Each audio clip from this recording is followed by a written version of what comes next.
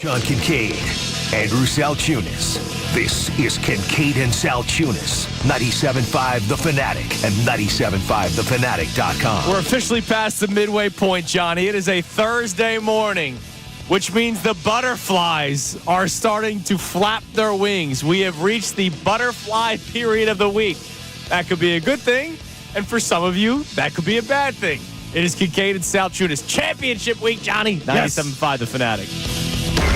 This is Kincade and Salciunas. It's been an absolute joy to watch Saquon Barkley. Look at the impact that he has made since the time he got here through the game in that blizzard. That building was wild. This is one step away, folks. It's one step away. From the Super Bowl. From the Super Bowl, guys. Kincade and Salciunas. John Kincade, Andrew Salciunas. 97.5 The Fanatic and 97.5thefanatic.com. And a good Thursday morning, Philadelphia. I'm Andrew Salciunas alongside my man, John Kincade. Johnny, we are closer and closer. It is. I am so excited. Now this morning, the entire way to work. Sometimes I get here and I don't even know what I did during the drive. Oh, yeah, I know what you're saying. saying. You get that feeling. Which is terrifying if you think about it. It is. Today, I just drove 28 miles and I didn't know. I don't know how I got here. Here I am. Today, all I could think of was all the different things. And I'm telling you, almost every single thought in my head, almost every single one is a positive. That's awesome. Is a positive about Sunday. There is a nagging one that we'll get to today. And so we're going to get to that now. We're going to get to it early on. So we know, John, that the city is filled with excitement. I think there's been more of a build-up for this game than the other ones. No question. And obviously we all know why. It's because if you win, you're going to the Super Bowl. This is the NFC Championship game. So it's been therapeutic almost because the previous two games, there was a lot of weird conversations following them. Fan base-wise following the Green Bay win, national media-wise following the Rams win, and we could move on from that quicker than the local fans. When the local fans are down in the dumps following a playoff win, that brought us down. But I think it's been a lot better this week following that win against the Rams. And I think there's been more of a build-up for the Commanders than there was the Rams game, than there was the Packers game. Hell, for the Packers game, it almost felt like people were like, yeah, let's just get this one over with. Yeah, whereas this game, people are ready to go. That morning, when you guys are doing the pregame show, yeah. By the time I got to the lots, and I roamed the lots a little bit, see some friends, have some people who have tailgates, it didn't feel like, to me, at all like a playoff game. Right, and I remember you saying that. Last weekend, A lot different. I felt it. Last weekend, the energy was there. I can only imagine what Sunday's going to feel like. Well, and you had that energy. Think about this for a second, guys. You had that energy, felt that energy, and I saw it too when it was sleeting. It wasn't snow yet. It wasn't pleasant. It was rain. And it was cold. It was horrible. And yet people were tailgating as if it was a September Sunday when it was 80 degrees outside. A wet, nasty day. Totally not that you want to be out in. But Birds fans did. And that's why I know Sunday is going to be out of its mind. Yeah, because you could deal with 40 degrees and sunny. And sunny, you kidding me? And building up for an NFC Championship 41 game. on Sunday now? They're saying 41 and sunny? That's why I love the 3 o'clock start, too. Not sunny, by the way. That's what I saw late last night and then before I went to bed and then this morning. More overcast. Okay. But 41? Are you kidding me? 41 is 41, especially compared to what we're dealing with right now. It was 4 degrees at one point on my car ride into work. Connor threatened a kid. Mine was 5. Okay. So and I thought it was supposed to be warmer by today. Nope. Tomorrow, maybe. Oh, tomorrow, maybe. Anyways, we know the excitement, but we also know that big games like this causes worry. And sometimes it's unnecessary worry, but it is human worry. So we did this before the Packers game, John, where we tried to change the narrative in the city. Instead of asking the question of, what are you concerned about going into this Packers game? Because, man, was that all over the place when it came to the local media. We did the opposite. We did a show of, hey, what is making you confident that they are going to beat the Packers as they should and move forward? We're going to do more of that today. So what makes you confident going into this game against the Commanders on Sunday? But because of the importance of this game, because of what matters in this game, a win, you move to the Super Bowl. we will allow people to come with their logical concerns today. It doesn't have to be a rah-rah shish-kamba show. It could be, hey, I'm worried about this, I'm worried about that. And the reason why we do that is because you and I both have some concerns for this game. Yeah, there's some concerns. And it's weird because Andrew's number one concern is not mine. Right. But they sort of play, they can both be reasons. I will warn you of one thing today. Okay. What do we Bram got? Weinstein's joining us today. 8:25, right? We got very animated in our interview on his show. Okay. One of the things he did was he started to do oh, yeah, you're going to give me a bunch of excuses about why the Commanders won the last game. And I said, I'm not giving you excuses, Bram. I'm giving you reasons. Yeah. And I said, Jalen Hurts takes 11 snaps. They're up 14-0. And then from the rest of the game, you got Kenny Pickett. I said, so don't give me that's a excuse. No, that's a legit That is reason. a reason. Yeah. If Jaden Daniels was to leave a game, you guys wouldn't be saying, you all would be screaming from the rooftops, well, Jaden Daniels was out. Right. So don't use it on me. These are not excuses. Yours and mine are not excuses. And I'm going to tell you right now, my concern in this game was a problem in the first matchup and is a problem in the second matchup. And it's the third phase of the game. It's special teams. Wow. And the Eagles' kickoff and punt return coverage was the worst in the NFL of all of their games. All the teams they played was the worst versus the Washington Commanders. So our special teams units got punked twice by the Washington Commanders. Interesting. So let me give you this one for you, just a few numbers for you. In the two games, this is kick return, punt return. So sometimes you're starting to drive after after a kickoff, sometimes after a punt return. 5 of the Commanders' 24 drives, 21% of them in the two games, started at the 40 or beyond. That's absurd. That's terrible that happened. And that's over 2 games. 17 of the 24 drives started beyond the 30. We cannot have that. You cannot have the Commanders getting superior over and over again opportunity with field position with a weapon like Jaden Daniels. Right. In the second matchup, 8 of the 13 drives for the Commanders on offense began outside the 30. 5 of the 13 outside the 35.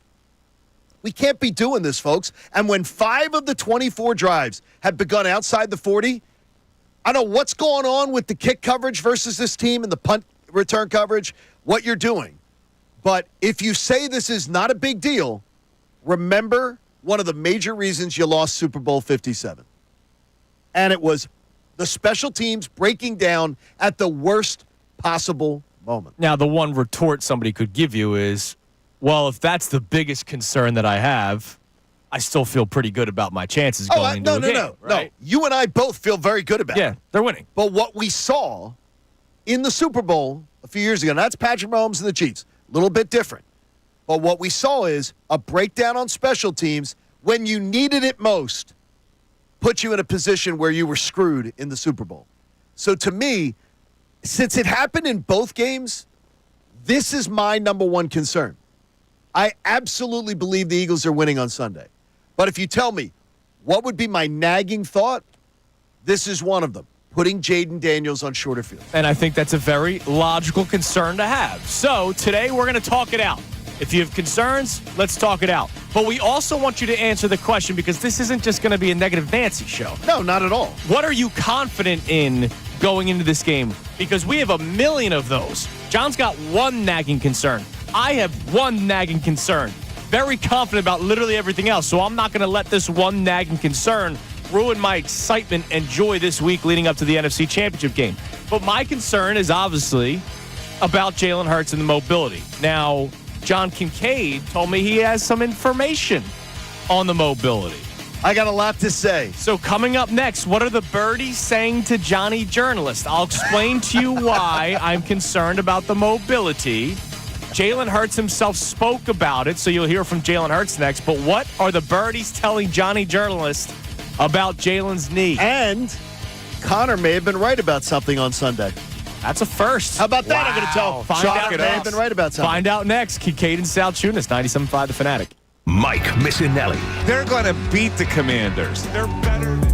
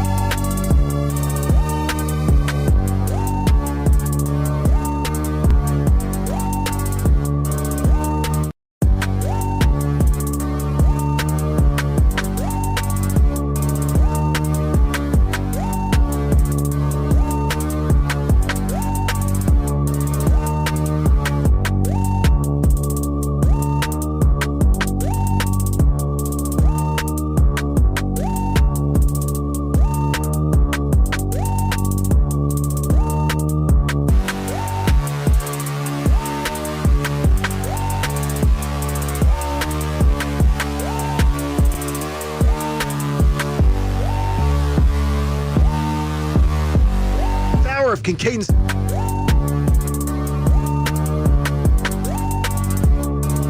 14 on Kincade Salciunas, 97.5 The Fanatic on this Thursday morning. So I've been pretty honest about this throughout the course of the week. As excited as I am for the game on Sunday and confident for the game on Sunday, there's one big concern for me, and it's the knee. It's Jalen Hurts' mobility. That doesn't mean I don't think Saquon Barkley could still rush for 120. That doesn't mean that I don't think Jalen Hurts can throw the football in the pocket. But part of what makes this offense so dangerous is because of his mobility. That RPO that they run, because you don't know if he's going to throw it hand it to Barkley, or keep it himself. The touchdown run that he has last week was the RPO that he checked into, probably more designed quarterback run because Jordan Mailata pulled as the left tackle. Remember, he didn't block anybody because there was nobody there to block. So that was probably more of a designed check run that Jalen Hurts did. If Jalen Hurts can't run that way, and we saw it when he took the safety, like he couldn't escape that, that's going to be a concern of mine because I do believe you're going to have to put up a decent amount of points in this game. I'm not thinking 40, but I think you need to put up a decent amount of points, and he's such an X factor with his mobility. That's my biggest concern, and I imagine majority of people's concerns going into this game. But you heard something, John. Yeah, yesterday, let's just say little birdie helped with a little information. One thing I'll say first of all, Connor, you were right Sunday. About what? You were right that there was a struggle to get the brace on, like to get on in the blue tent. That delayed that caused the long delay. So you were. I was told you were right about it. Yeah, listen, I brought it up. They could have gotten caught with the belt. You got to get this leg sleeve over it. There was a little bit of a delay in getting that done. Because you're taped up. You got the pants. You got the socks. You got. I don't know if the Percocet's part of it too. Maybe that could be too. But hey, Coach, I needed to kick in first before I get out there. Here's what I was told yesterday by somebody that I trust completely. We are talking more about what is going on with Jalen Hurts than we need to be. Not that there's nothing to the story, but that what people that have heard that are in the know are telling me we're overblowing it as far as what we think is going on. And Vegas tells you that, too, when the line moves from 4.5 to 6.5. By Monday afternoon, they knew sort of what they were dealing with Jalen. By Monday afternoon. And by Monday afternoon, the point spread changed across every sports book and casino by 1.5 to 2 points. MGM Resorts in Vegas, 2 points in a matter of, I believe it was 31 hours. Yeah, it's pretty good. That tells you somebody got information. Well, what I was told yesterday is we're talking more about, oh, my God, what is Jalen going to be able to do on that knee than is probably warranted. Not that it's nothing.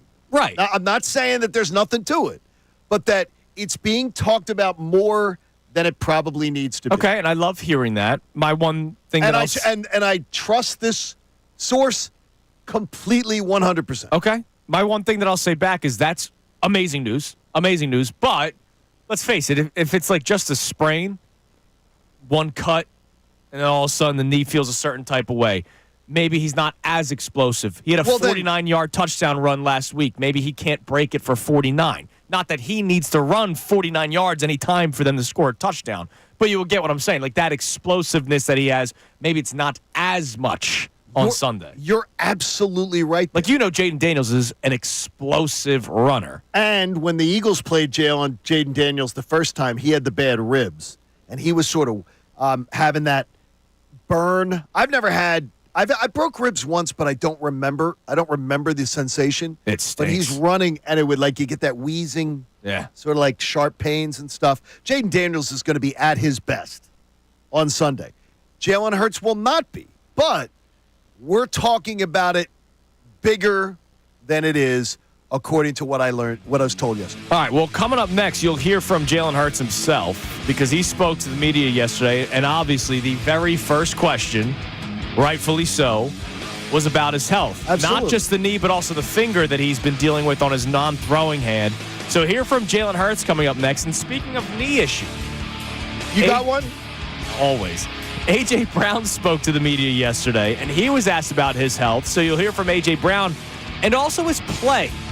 Because a lot of people have pointed out that the yards are down and that major drop that he had in the game this past weekend. So hear from both Jalen Hurts and A.J. Brown coming up next. Love to hear from you at 610-632-0975. If you have any concerns going into this game, tell us what that is.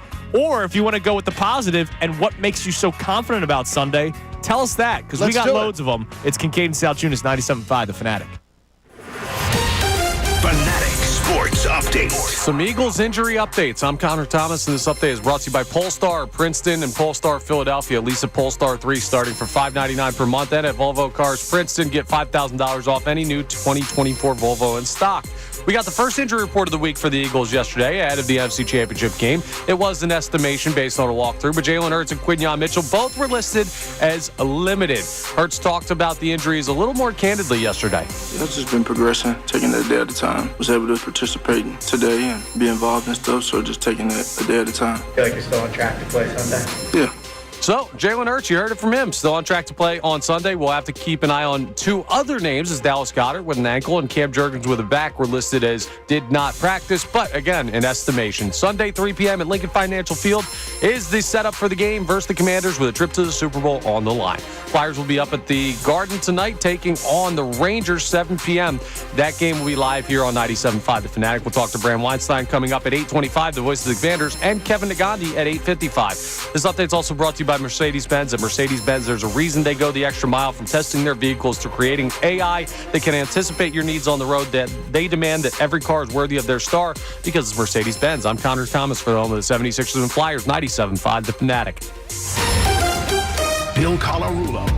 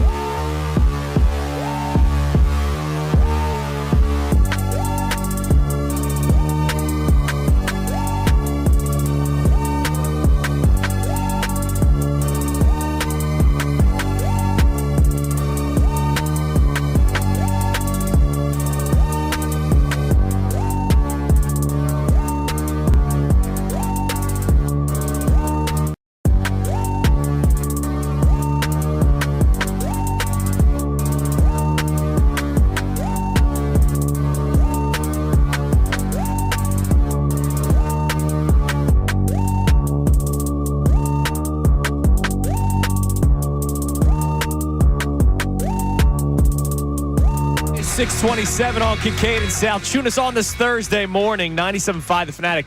Hey, guys, listen up. We have a major station announcement. That we will be giving you coming up around 7:55 this morning. What? Major station announcement. I gotta check my emails more I was told about this yesterday, so I can't wait to tell you guys. It's really, really, really freaking cool, and we will tell you about it coming up at 7:55. We'll mention it a couple of times as we get closer to it, but something really cool for us here on 97.5 The Fanatic, and a cool opportunity for a lot of you. All right, so, by the way, this show is also being taken over by Polestar, Philadelphia, and Volvo Cars, Princeton. So, Jalen Hurts was speaking to the media yesterday, and obviously the very first question was about the knee. Take a listen to what he had to say about the knee and also the finger. I've just been progressing, taking it a day at a time. Was able to participate today and be involved in stuff, so just taking it a day at a time. Feel like you're still on track to play Sunday? Yeah. You feel like you'd be able to play like you usually do, like be able to run and... Every game is different, so just want to take it a day at a time and continue to progress. How's the finger? Is that getting any better as time goes on here? Over time, it's gotten better. So, the finger's not listed anymore. No, it's not. Yeah. And it's the non-throwing hand, so that hasn't really been something to be totally fearful of, unless, obviously he's holding it in his left hand and he's running. People were speculating that potentially it might have had something to do with the coughed up ball the other day. Okay, maybe. I think that was more conditions. Yeah, I would say more weather. But one of the I think it was Martin Frank that asked the question about whether or not it's going to affect him, and he said every game's different. So I think that's more so a Jalen Alabama trained answer. Oh yes, right. Yes, Nick Saban would have been so proud of that answer. Yeah, like every game's different. Sometimes I think Jalen takes questions too literally. Like I think he took that as a game plan question, which it wasn't. Like no, dude. Like, are you going to be able to scramble? Are you going to be able to run? Now he also doesn't want to give that information out because he doesn't want the Commanders saying, "Oh wait, this guy can't move." Oh, then we don't have to worry about him, breaking, the pocket and going for a run. So, well, you're going to have to show Jalen's going to have to show he can move early, right? Yeah, I would think so. You're going to have to, and that's going to be up to Kellen Moore to at least show them, hey, you better respect this today. But you hope that he's ready to move it. And from what I've been told, there's some new braces potentially in the mix that are very flexible. Did you know that the knee braces can run like $6,000 to $8,000? Not surprised. That's wild. Jalen Hurts is a $250 million investment. I understand, but that's wild to me. No, it's crazy. The guy who makes braces. Yeah, that's not the knee brace that you and I would get. I would go to CVS and find the $15, $20 one. Yeah, Today's exactly. neighborhood drugstore? Yeah, of course. I'm not getting the robotic leg that Jalen Hurts might have on Sunday. Well, here's the thing. If anything happens with our knees, because, it could happen, we're just asking Jalen to borrow it. Yeah, exactly. That's all. Speaking of knees, here's A.J. Brown. So he spoke to the media yesterday. The knee has been a big topic of conversation since the playoffs started when he popped up on the injury report right before the Packers game. And it looks like it's hampered him a little bit. Let's let A.J. Brown do the talking. Said after the game on Sunday, you feel like you're starting to feel better with the knee. Obviously, you had a few more days now. Just how are you feeling physically? Feeling better. I'm getting better. I'm going to leave it at that. He's going to leave it at that. I believe there's going to be something at the end of the season. Some sort of cleaning or procedure. I think he looked less mobile Sunday. Now, Andrew DeCecco said, I think he looked a little bit better than he did against the Packers. To me, again, I was trying to focus on it, looking at it, and I didn't think he really was getting much separation. But hopefully AJ will be a lot better. Yep, that's the hope, especially in a game where you might need to throw it a little bit more. Andrew DeCecco, speaking of him, has said this is a game where he expects the Eagles to throw the football a little bit more. Now, speaking of throwing the football and receptions and statistics, A.J. Brown was also asked about this yesterday. And remember, we've had moments with A.J. Brown this year, nothing that I thought was too crazy. Obviously, he wanted the passing offense to improve after the Panthers game. By the way, we all joined him in that. Yeah, that wasn't the dramatic moment. The dramatic moment was obviously what Brandon Graham ended up saying the very next day. And then, of course, inner excellence has been talked about a lot because he was reading the book on the sideline during the Packers game, and people thought that was his way of taking a shot at Jalen or the Eagles. I think a lot of people made too much of it. There were people that were really bothered by him reading the book on the sideline. So here's A.J. Brown talking about his production in terms of statistics, and you're going to like this answer. I can't worry about what happened in the past or even these past 2 games. Only can look at the film and learn from it. And it's just kind of how the game's been going. Like I said, after the game, I'm okay. We won. I had some incredible blocks for the spring touchdown. So regardless of if the numbers are not there, I know people care about that. But right now, none of that matter. It's all about getting a win at the end of the day. So it don't matter. I believe him. Yeah, and sorry, AJ, for stepping on you. Yeah, I don't remember ever hearing like a wide receiver who's sometimes considered a diva. I'm not saying that A.J. Brown's a diva, but all wide receivers are divas, right? I don't remember ever hearing a top wide receiver go, yeah, but I had some really good blocks. When do you hear that? J.J. Arcega-Whiteside. Yeah, well, that's when he can do nothing else. But, like, Nick Sirianni gives guys credit for blocking. But when have you heard Tyreek Hill, right, Puka Nacua, in a post-game press conference go, yeah, my numbers aren't really there, but I had some really good blocks. You don't hear that. He clearly takes pride in it. I think that it's something that he does value, and I think it's something that he also doesn't I think he's genuine with that. I think this whole team has a very genuine quality about being in it for each other. And the diva thing with A.J. Brown, as you say, every wide receiver has a little diva quality to them. Yeah. But I also know this, he's incredibly popular with his teammates. Oh, absolutely. So most diva players are not. So have you ever looked at A.J. Brown's playoff numbers with the Eagles? No. They're very mediocre. And it's because of the way the games have been played out. So let's face it. Let's go back to the Super Bowl year. Giants, they ran the football. 49ers, they ran the football. Kansas City, they had a throw in that game. Green Bay, they ran the football. Last week, they ran the football. Here are A.J. Brown's, and this is no shot at A.J. Brown, okay? This is how the game played out. A.J. Brown's stat lines, and considering how dominant he has been in his career with Philadelphia, the Giants game in 2022, 3 catches for 22 yards. The San Francisco game, 4 catches for 28 yards. The Super Bowl, 6 for 96 and a touchdown. Green Bay, 1 catch, 10 yards. L.A., 2 catch, 14 yards. You would think A.J. Brown would be averaging like 60 to 70 yards per playoff game. And He's not. And I honestly believe that's where this comes from, the angst about the passing game and everything. Yeah. This is where it comes from. Because people are used to the fantasy football numbers from the season. Right, but it goes back back to what we've been talking about. As long as they're winning, and they're winning. They got to a Super Bowl by not throwing the ball all that much just 2 years ago. And now they're 1 win away from the Super Bowl when they're not throwing the ball all that much. Why do people care so much? And the game he had to throw, he played pretty damn well, Jalen did, in the Super Bowl. Do you guys not remember that? God. I'd say it was fantastic. All right, coming up next, we check our text line. What is your concern? We will talk this out like big boys and girls. But also, if you don't have any concerns or you'd rather lead with the positive, what makes you so confident going into this upcoming game against the Commanders that would send the Eagles to the Super Bowl? You can text in, call in 610-632-0975. And, look, I still have faith in the offense, even if Jalen's mobility is hampered. But there is something that they need to do if that's the case, and it's not something they do enough. I'll explain more coming up next. It's Kincade Salciunas, 97.5 The Fanatic. Mike Missanelli, Bill Colarulo, and Ray Dunn. They have a lot to say about Philadelphia sports. The big stories you want to hear.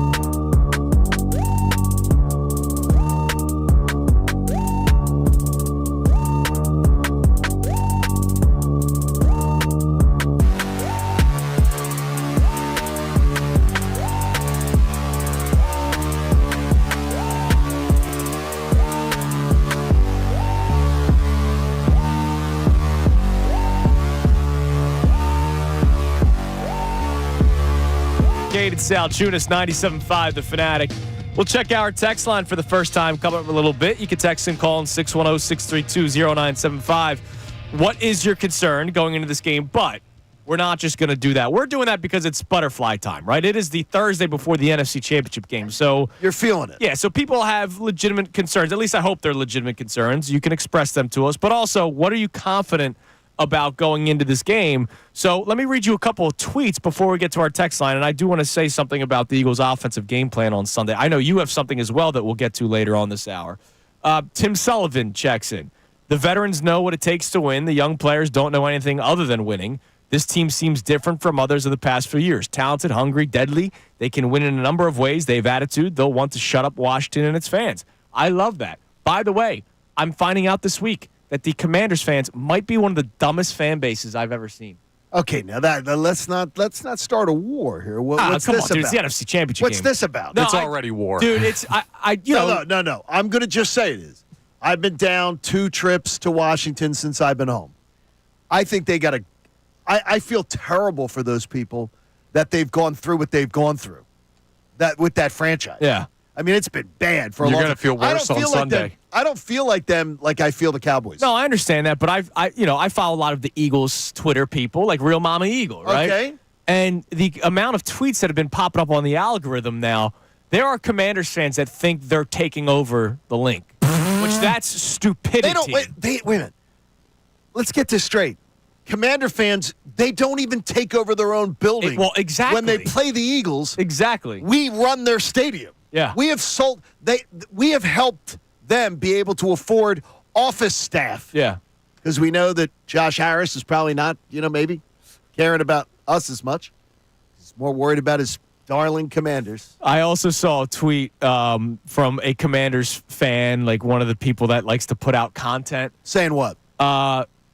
They have a rookie cornerback who's in the top 10 for tackles amongst rookie quarterbacks. Okay. And he puts out the tweet, how come I don't see Quinyon Mitchell on this?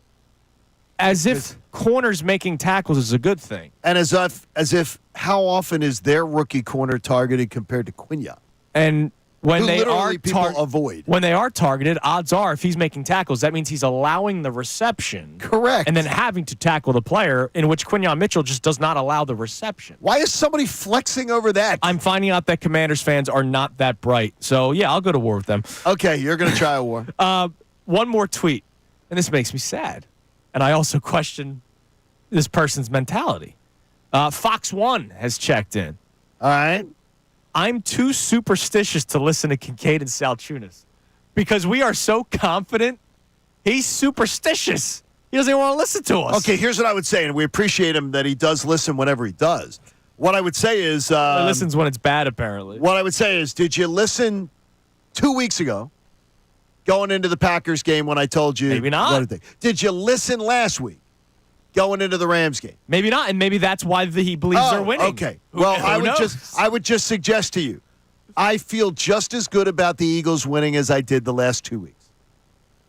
Feel just as good, even though I think the Commanders are playing really good ball. They are playing good football. And I got a ton of respect for Jaden Daniels. All right, so my concern with Jalen and his mobility and whether or not he can stand tall in the pocket, if that is the course of the game, even though you're telling us from your little birdies that yes, I think you're hearing that it's being made more of than what it actually is. Correct. It's not a non-story, but that there are things being talked about on sports radio that are being amplified more than they should be. Okay, and that's great fair. to hear. That's fair. But obviously one tweak, and then all of a sudden maybe you can't move as well. Absolutely, no question. So Jalen Hurts was asked about getting the ball out quick, and this is one way to combat a quarterback that might not be able to move as much, and one that does take sacks if he's standing there too long, if you're having these long developing plays, which the Eagles have done, especially recently in the playoffs. Here's Jalen Hurts talking about the urgency to get the ball out quick. There's always an urgency to try and get the ball out, but there are a ton of different things that go into the effectiveness of a play.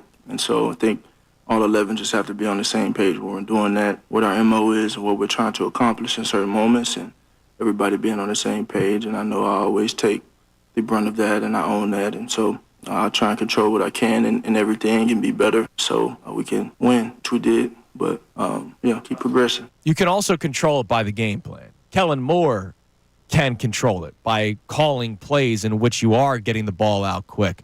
Sometimes these slow developing RPOs, I don't think benefit them. We've seen just 2 weeks ago, the Packers game, those 3rd and 5 sweeps to Saquon Barkley, where Jalen first fakes the handoff, reads the defense, and then sends the sweep over to Saquon Barkley. I know Saquon Barkley is a superhero, but if Devontae Smith's the only blocker and it's developing so slow that 2 or 3 defenders have already made their way towards Saquon Barkley, odds are he's not going to break one for a big play.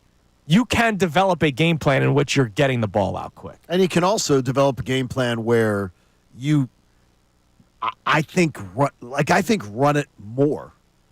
That there were times where they were having great success with the run and they just felt the need to go and say, okay, well now we're going to go and we're going to start throwing the ball. You don't have to.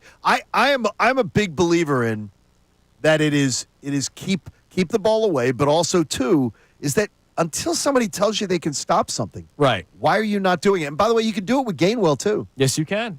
Kenny Gainwell's been a guy who's shown you he can absolutely handle it. He covered that 9.5 last week, baby. Yeah, after I bet it the week before I see you jump. I'm glad to see you taking notes, even though you're in the lead. I'm in the lead, so maybe you guys should take notes of me. You got magic numbers. I root for my stealing friends, my bets, but it's okay. That's good. All right, Connor, give us a text message on the text line at 610-632-0975. I know that you have an offensive strategy as well. You'll give that to the people right at 7 o'clock. Oh, wow. Us football guys giving you some strategies. What do we got on the text line, Connor? Miguel in Philly says, I'm confident in the defense and also Jalen Carter wrecking this game like he did when we beat them this year, even with Sam Cosmi and with him out. I think that's a guarantee for Sunday. Yeah, Sam Cosmi, one of the better guards. Andrew DeCecco said yesterday on the show their best offensive lineman is out, torn ACL, which is a very sad shame.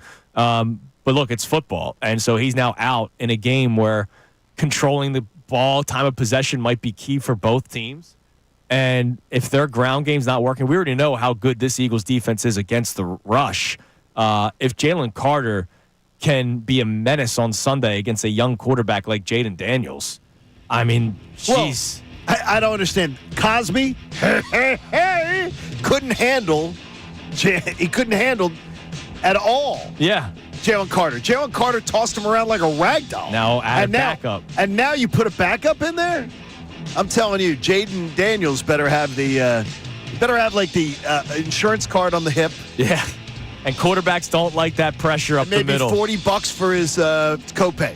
All right, coming up next, we'll reset the show. We'll reset today's topics. Hear from you on the text line at 610-632-0975. And I gave you an offensive strategy that I want to see on Sunday. Johnny's going to give you one that he wants to see on Sunday as well. It is Kincade and Salciunas on this Thursday morning as we get closer and closer to the NFC Championship game. And don't forget, major station announcement is coming your way at 7:55, so a little over an hour from now. The Connor Thomas Show? Yeah. That's the opposite. It's been a pleasure working with you guys. Coming soon, Kincade and Salciunas, 97.5, The Fanatic. Fanatic Sports Update. Hurts feeling good. I'm Connor Thomas, and this update is driven by Gary Barbera. Is Gary Barbera the best? Boy, I guess. Get Barbera Jeeps extra cheap during Coach Nick's week. Drive like Brandon Graham and Coach Nick's pick. Gary Barbera's playoffs payoff. Is Barbera the best? Boy, I guess. We got the first injury report of the week for the Eagles yesterday ahead of the NFC Championship game. Now, this was an estimation. They just went through a walkthrough, but Jalen Hurts and Quinyon Mitchell both listed as limited, so they got some action in. Hurts talked about the injuries a little more candidly yesterday. Yeah, I've just been progressing, taking it a day at a time. Was able to participate today and be involved in stuff, so just taking it a day at a time. Feel like you're still on track to play Sunday? Yeah. So Hurts feels like he's going to be good to go. That's good to see. We will have to keep an eye on two other names as Dallas Goedert and Cam Jurgens were listed as did not practice. Sunday, 3 p.m., Lincoln Financial Field, the setting for the matchup with the Commanders. Flyers will be up at Madison Square Garden taking on the Raiders tonight at 7 p.m. That game live here on The Fanatic. We'll talk to Bram Weinstein, voice of the Commanders, at 8:25. Kevin Nagandi at 8:55. This update's also brought to you by Bet365. Whatever the moment, it's never ordinary at Bet365. Download the app today. I'm Connor Thomas for the home of the 76ers and Flyers, 97.5 The Fanatic and 97.5thefanatic.com. Vacation? Business trip? Don't worry. You can still hear all your...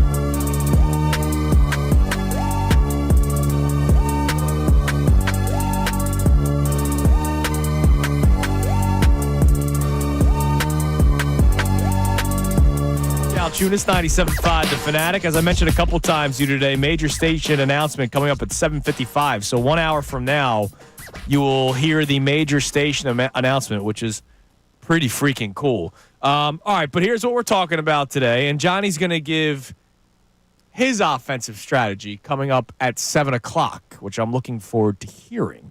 And I think it's going to be, very similar to what a lot of people would be saying.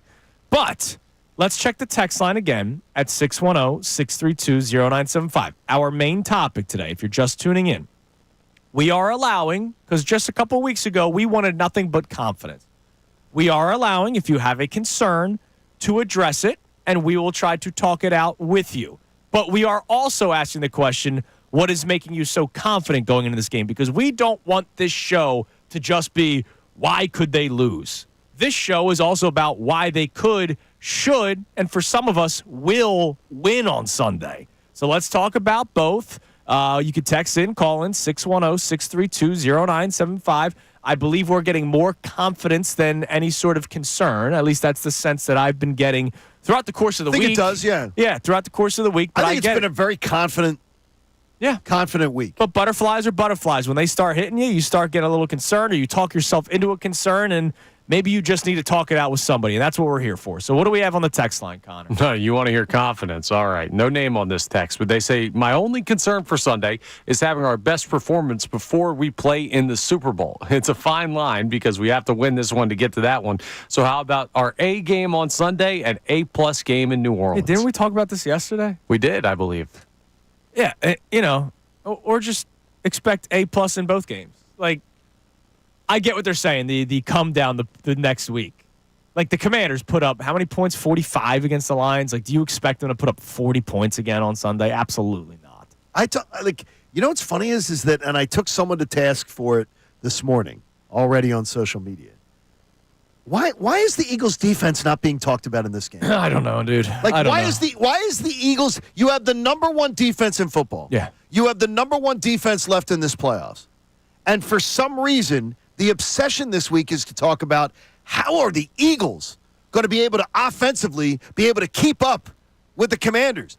The number one defense in the league is playing in this game, and I'll be honest with you, I'm damn tired of it. Well, I think it's like the number one storyline is being ignored. I think a lot of people see what happened in the previous matchup, but ignore the fact that Kenny Pickett was playing quarterback.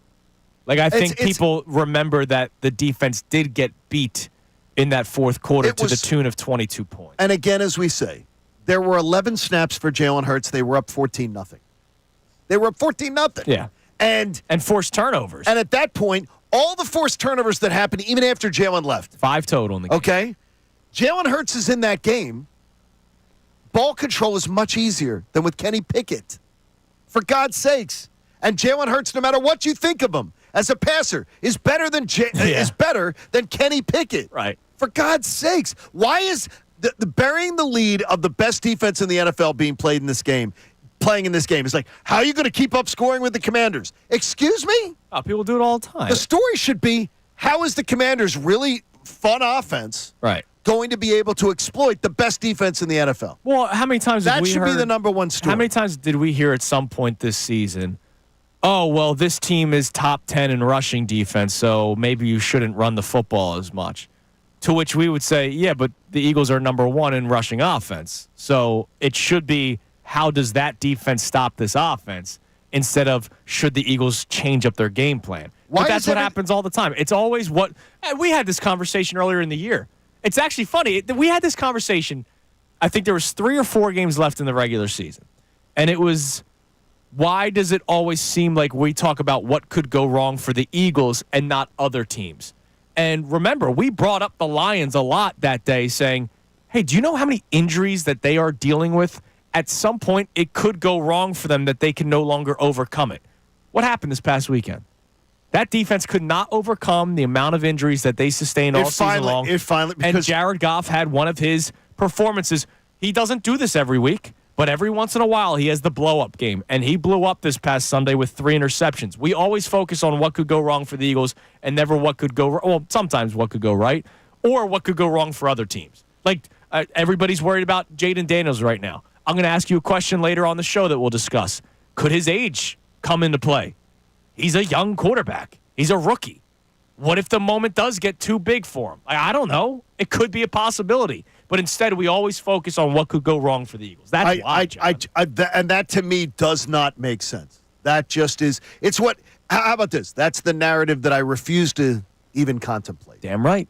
As not going to be there with you. You're listening to 97.5 The Fanatic, WPEN HD1, Burlington, Philadelphia, a Beasley Media Group station, broadcasting live from the Comcast Business Studio, powering possibilities. And today's show is being taken over by Polestar Philadelphia, and Volvo Cars Princeton. All right, Johnny, I gave you my game plan, or one of the things I would like to see more of in the offense this upcoming Sunday, and that's getting the ball out quick. If Jalen Hurts is not as mobile as he's accustomed to being, as we're accustomed to seeing him be, getting the ball out quick would be very important for this team, because you saw when the knee was hampered last week and he was doing these 5, 6, 7-step drops, what happened. And one of those big moments was the safety that could have changed the entire status of that game if Jalen Carter doesn't punch out the football on Kyron Williams. So I want to see the offense game planned to get the ball out quick. Don't just put it all on the shoulders of Jalen Hurts. Kellen Moore, do your job as the offensive coordinator. What is something that you want to see on Sunday? I think you make a great point there. I mean, that's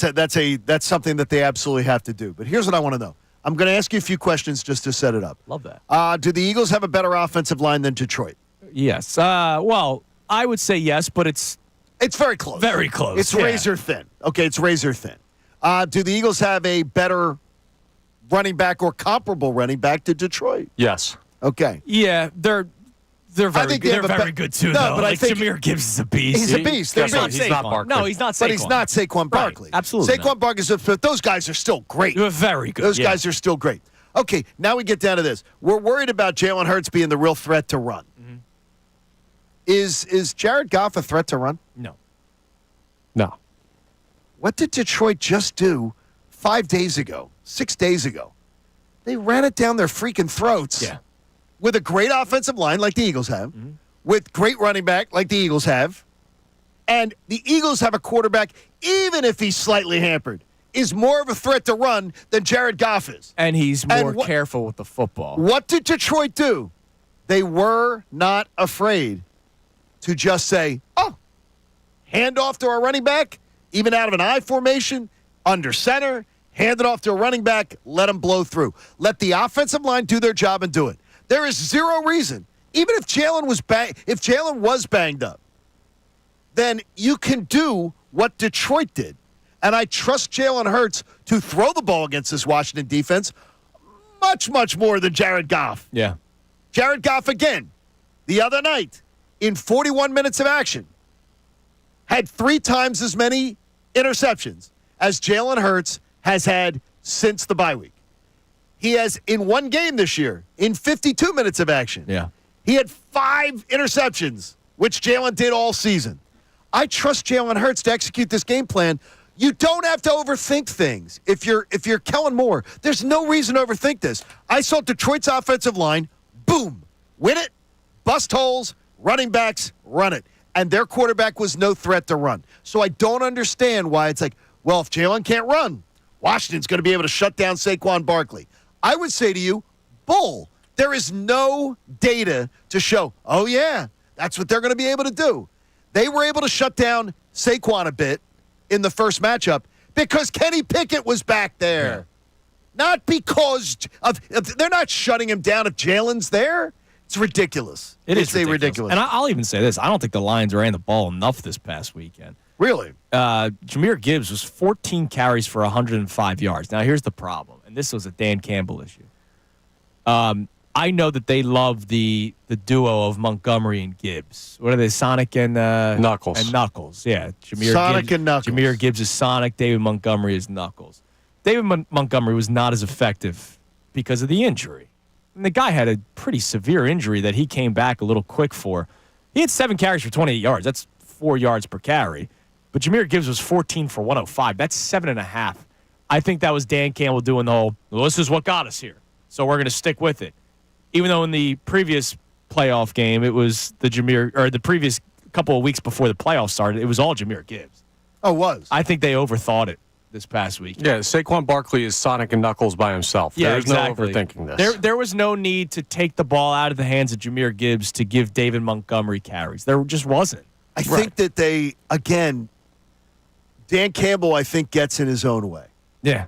And I think he got in his own way the other night. And now we're going to find out what Dan Campbell's all about. Yeah, he's dude. lost both coordinators. And more. Their offensive line coach left. Their defensive line coach left. Like, they're losing everybody. And we're going to find out whether it's this whole thing, whether it is something about Dan Campbell or whether it was something about his staff. Nick Sirianni had to redo staff multiple times and has got the Eagles back one win from a Super Bowl. Yeah.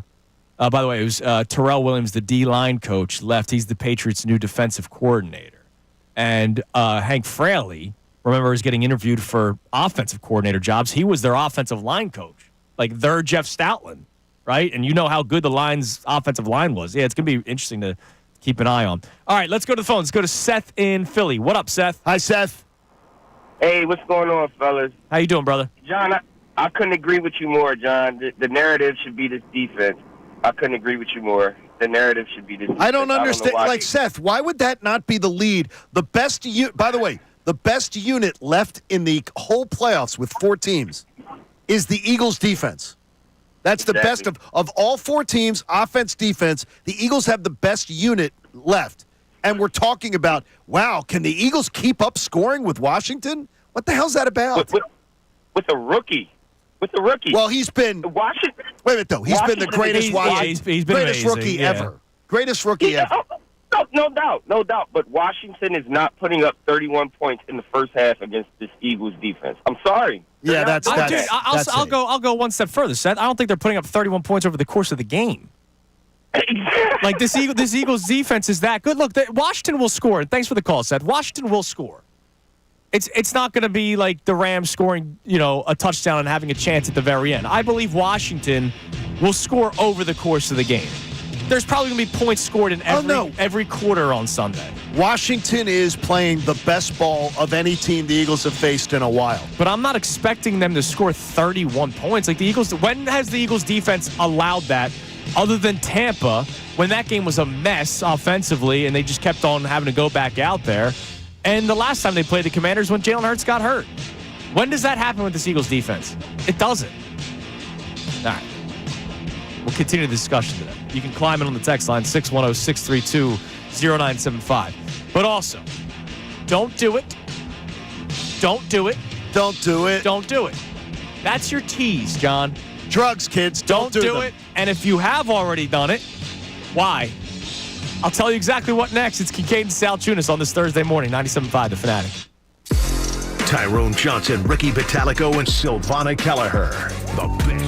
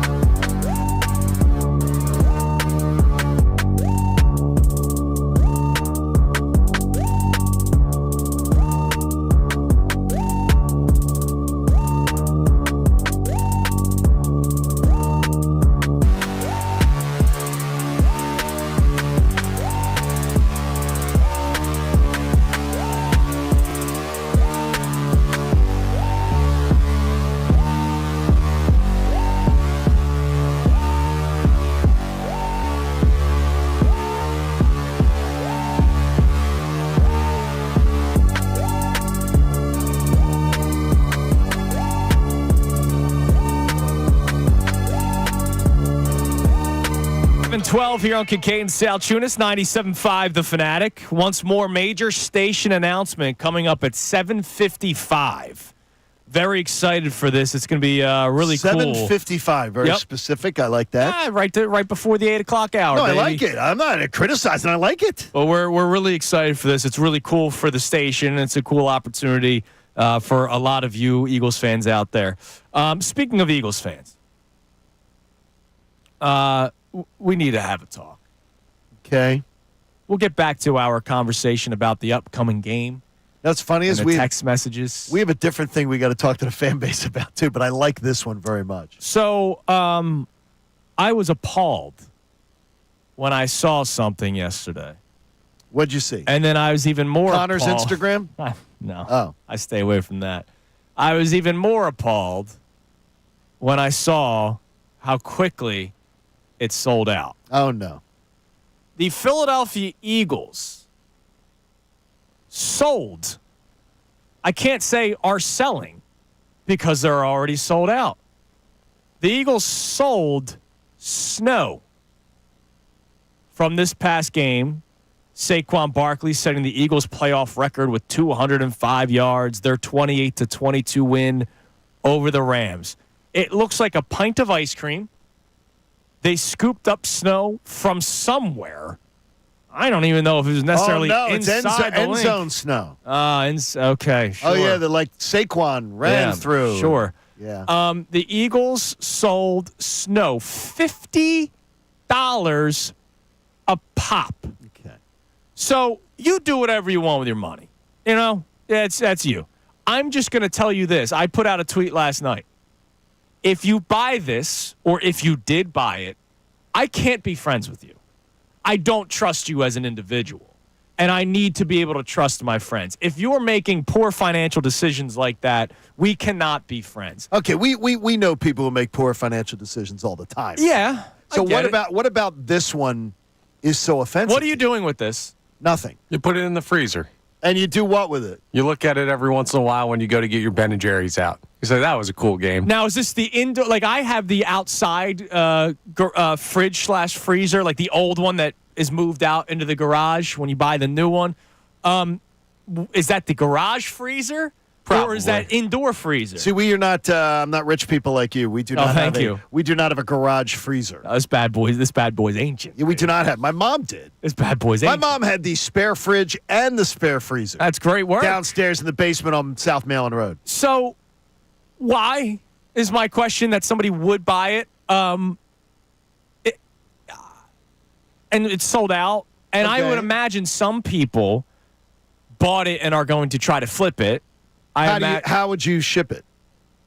Dude, how do they ship it? I don't know. No, I'm saying is how would you ship it as a secondary seller? And what kind of dope is buying this? And I say dope. $50! See, now the one thing is what you're appalled by with this, what you're appalled by with it is totally different than what I'm appalled. All right, why are you appalled? That the Eagles sold this and there's no charity component tied to it. Yeah. Are you kidding me? You're selling snow that you scraped up, and I will apologize. I'm reading from two different print stories, including Philly Voice, that say there is no charitable affiliation with this. So I am going by published reports that say there is no charitable function of this. You're selling snow for $50, and it's not tied to the Eagles Autism Foundation or all the other things that you do well as a franchise. To me, that's a really bad look. Not for the people who bought it, as much as, what the hell are you doing? Dude. Like, what are you doing? I could pay somebody, because I'm not good with this kind of stuff. I could pay somebody to design that cup, right? Because it's not like some immaculate design, right? I could pay I'm looking at it right now. I could pay somebody. Design that. To design that cup. And then I could go in my backyard. I could get the snow right now. The yellow dog pea snow, whatever. No. We don't want that. I can scoop up snow from my backyard, put it in said cup, and be like, hey, who wants it? $20. $10. I'll sell it for $5. Well, you wouldn't have the official seal. I'll have somebody. No. Somebody do it. You're not going to be able to get the official hologram seal. I can't believe that this was an idea, but it's more so I can't believe that people actually bought it. I get buying. I get buying Really? commemorative things. My buddy, one of the cool things. I was at the Lorenzen no hitter, right? And you don't get tickets anymore. So my buddy Alex, who, by the way, you can. You can get a ticket stub for any ticket you buy. Okay, I know. You can go through it. Yeah, you can. So my buddy Alex got the commemorative ticket for me and my buddy Jack because the three of us were at the game, and like that was cool, right? Right. You know, I have it in the man cave. It's in like the nice little case. Okay. But that was for a no hitter, and it's a ticket. We're talking about snow. And this is a divisional playoff game. If we're talking about like water and the different forms of water, people are buying girls' bath water on like the internet these days. Yeah, and that's people weird. buy everything. People are crazy. People love the Eagles. This is not wild. So here's what we got to do. We got to come up with the Kincade Salciunas What we show could thing sell? to sell. Yeah. All I'll say Anytime I get my hair cut, anybody want Oh, Tunas man. hair? Dude, that's your DNA. You're going to be committed to a crime in like 2 minutes from that. They're going to leave I've already done 23andMe. Yeah, they're going to get So both the of you. government could probably set me up for anything. I'm going to be sitting here with So- Brendan and Haley while you guys are behind bars. I need to ask, and I'm sorry, but I'm honest. I can't be friends with you if you bought the snow. If you did buy the snow, Somebody, I'd love to hear from I someone want to who hear did. from somebody. If you bought the commemorative snow from the Eagles game this past Sunday, please tell us at 610-632-0975 and tell us why. And Silvana wanted to eat it. Yeah, that was weird too. That's even worse. That's disgusting, Come on, Silvana. You're a Silvana. temple owl. I Get- expect more out of you. Get the lead paint out of the house with Silvana. All right, coming up next, we check our text line. A cool tweet from Jeff Kerr, and also an amazing story, once again, by Tim McManus on Vic Fangio that you would love to hear. It's Kincade Salciunas, 97.5 The Fanatic. Fanatic Sports Update. Jalen talks injuries. I'm Connor Thomas. This update is brought to you by Bet Parks. Join Seth Joyner and D Gunn for the Bet Parks pre- and post-game shows live at Parks Casino. For every Birds game, must be 21. Gambling problem, call 1-800-GAMBLER. We got the first injury report of the week for the Eagles yesterday ahead of the NFC Championship game. Now, this was an estimation as they only went through a walkthrough, but Jalen Hurts and Quinyon Mitchell both were listed as limited, which is a good sign considering there were questions about their ability to be ready for Sunday. Hurts talked about the injuries yesterday in media availability. Yeah, it's just been progressing, taking it a day at a time. Was able to participate today and be involved in stuff, so just taking it a day at a time. Feel like you're still on track to play Sunday? Yeah. So it sounds like him and Quinyon should be good to go based on at least yesterday's injury report. We'll have to keep an eye on two other names, Dallas Goedert and Cam Jurgens, who are both listed as did not participate. Sunday, 3 p.m., Lincoln Financial Field versus the Commanders, the setting for the NFC Championship game. The Flyers will be up at Madison Square Garden taking on the Rangers tonight at 7 p.m. You can hear that game live here on 97.5 The Fanatic. We're going to talk to Bram Weinstein, the voice of the Commanders, at 8:25. Kevin Nagandi of ESPN at 8:55. This update is also brought to you by Polestar Princeton and Polestar Philadelphia. Lisa Polestar 3 starting from $599 per month, and at Volvo Cars Princeton, get $5,000 off any new 2024 Volvo in stock. I'm Connor Thomas for the home of the Sixers and Flyers, 97.5 The Fanatic and 97.5thefanatic.com. Not only can you listen to The Fanatic, but you can also watch.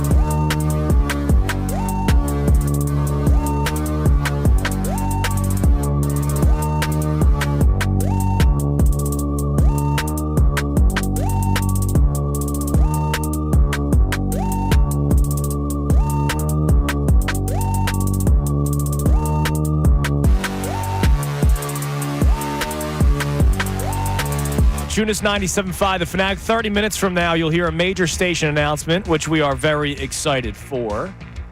But before that, we still have some other things to unpack, like this Vic Fangio story that Tim McManus, as always, brilliantly written. Really well done. But before that, I'm on the Eagles page on ESPN to get to the story. Okay. Here's the most recent thing after the story. Stephen A. Smith, a Super Bowl would mean the world to Jalen Hurts. Wow. That's Hot take. That is content, baby. Hey, don't be ripping on Brick. Be ripping on Brick. Well, no, this is the same guy that said he lost confidence in the Eagles before the Packers game. They're all changing their tune. Before the Rams game. They're wishy-washy on every team every year. It's unbelievable. I got the DM from I took Kyle Brandt to task yesterday, and I got the little DM giving me grief like, what? Oh, really? You mean you tell me that Philly isn't doing that? And I'm like, no. You guys are doing it. Yeah. You guys are making up the overwhelming, for 2 weeks, leading into the Green Bay game, I would say it was a story. The whole Hurts thing and the passing game and everything was a story that people were really clinging to locally. Mm-hmm. But it wasn't like people were it wasn't like the majority of people were doubting Hurts. Right. There was a vocal faction. Last week, we hardly heard it. No. And this week, we've had nothing but positivity. And I'm like, I don't know where you're getting this. And you may be getting it from crappy radio shows that perpetuate it. Yes. You could be. Because that does happen. It could be. All right. If it gets the clicks and the hot takes, then tell about it. Here's Tim McManus on, obviously, his story on ESPN.com. So he spoke with Vic Fangio and obviously a bunch of players, but the story that's really freaking cool is what happened before the season even started. So Vic Fangio, in one of his first days, or it was the first day, so this is the first day of organized team activities in the spring. Tim says he delivered a line that immediately put the players on their heels. Quote, "It's not your fault you don't work hard." That's what Vic Fangio said to the players. Milton Williams basically questioned, work hard? What do you mean? Mimicking the reaction of a group of men who toiled for years to get their positions. Fangio went on to say, quote, "It's not your fault. You just don't know how. But that's going to change now that I'm here." And I love that he has that old school mentality. I also love that the players are open to the old school mentality. Now, I know that there are probably people rolling their eyes right now hearing me say that, but let's face it, just last year in Miami, the players of the Miami Dolphins defense did not appreciate the old school mentality. We are now in a society where hard coaching, tough love is frowned upon by people. I'm one of the weird millennials that likes to be told when I do something wrong so I can try to fix it. I don't always need to be thrown flowers or sugar-coated. There are athletes that always need to be praised and don't want to hear that they do something wrong. Vic Fangio's not afraid of it, and I give those Georgia Bulldogs specifically a lot of credit. And obviously this goes back to their time in college. You can speak on that even better than anybody, Johnny. I said it as soon as they hired Vic Fangio. I said the Georgia Dogs, the guys on this team, are not going to be bothered by his hard coaching like the soft little lily-livered kids down in Miami. What a bunch of wimps. Because I knew they were going to handle it because they used to get dog cussed at a routine practice. Right. I mean, they were coached hard. And it's amazing how they've all just really attached themselves to Vic Fangio because it's common to them. It's normal to them. It's awesome. When someone's making you better and someone's going to get you, like, do you think that Jalen Carter's going to make a lot more money now because he played for Vic Fangio? Absolutely. I do. Yeah. Milton Williams, contract year. Honestly, do you think, there's nothing players love better than a position coach group that gets them paid? Nothing. That is number one. And their position coach is the guy that they ride or die with before their head coach. In almost every single case. Yeah. It's about that. Nick Sirianni's done a great job of connection, but it's the guy you play for. Yeah. And I think that they've gotten him to be a little more playful, too. Oh, absolutely. Now, another part of the story, this is from Jordan Davis talking about the defensive meetings under Fangio can be grueling. Quote, "It's long, so you better get your mind right." The sessions could extend more than 90 minutes. Quote, he goes through it all. He goes through the nitty-gritty, so he doesn't leave any stone left unturned. This is just in the meeting room. This isn't even on the field. A story from Eli Ricks. Quote, I remember with the D-line when Fangio first came in, he was like, I know you guys rotated a lot last year, but I'm going to need you guys to play a lot more reps. That was like the first or second day he came in. When we heard that, we realized, okay, this guy really wants to work hard. And I give the players a lot of credit for being open to it. We heard last year stories of Sean Desai and how guys liked him, but they didn't necessarily like him as a coach. Some guys like being coached hard. Some guys don't. Carson Wentz is always a prime example. His best season was when John DeFilippo coached him so hard to the point where Carson Wentz did not like him, but he had his best season. And then he didn't mention him in his book, right? Yeah. And since then, he probably has not had that coach, and look at what's happened to him. Like, was Frank Reich, getting after it with Carson Wentz? No, I don't obviously think not. so. No, obviously not. It is really incredible that, look, when you get results, I think everybody should. We've all had dope bosses at one time in your life. Mm-hmm.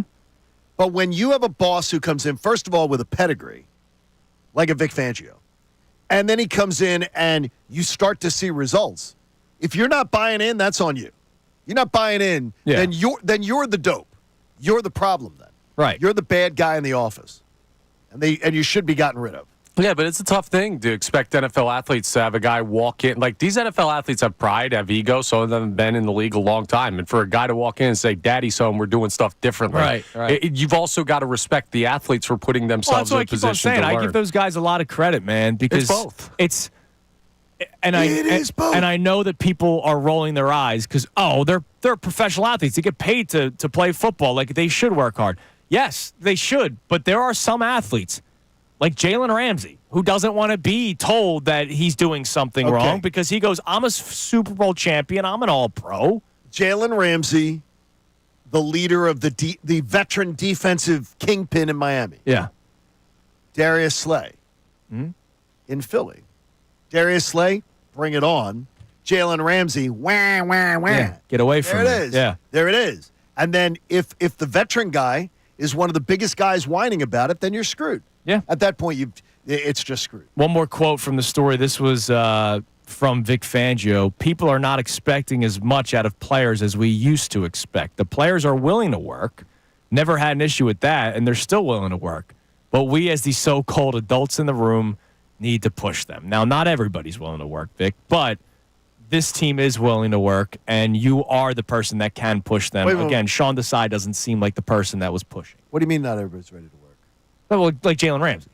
I thought you were talking about the Eagles. No, because the Eagles have had no problem. Yeah, no, I'm talking about there are players in the NFL that are like, no. No, they bought in, and they have really bought into this, which is great. Real quick, before we get back to our text line, a cool tweet yesterday from our man Jeff Kerr of CBS.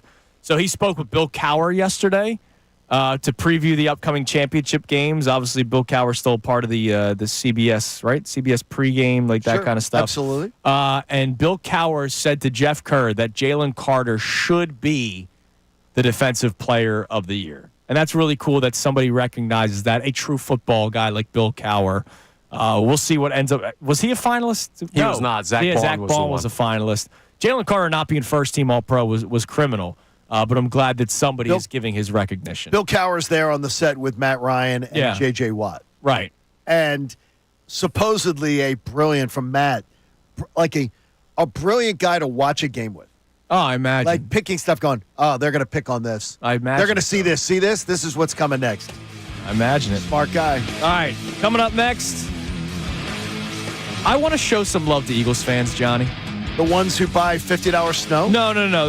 Those I will never trust or look at you the same way or even be friends with you. Again, if you did buy the snow, we do want to hear from you. I don't have any idea why. Like, I'll be nice. I just need to know. You're saying you can't be friends with them. Well, that's okay. They want to be friends with you. We don't have to be friends. I think you're crazy. Call me. Yeah. I think you're an idiot. Call us now. I do want to talk out the snow. Like, why did you buy it? Anyways, 610-632-0975. But let's show some love to Philadelphia fans. Johnny, you were in the building on Sunday in that snow, so you could talk more about it. But so was Mike Tirico. So was Jalen Hurts, obviously, the quarterback. And so was Nick Sirianni, the head coach. They all spoke about Philadelphia fans yesterday. You'll hear those clips coming up next. It's Kincade Salciunas, 97.5 The Fanatic. The Philadelphia 76ers. Sixers win. Play that.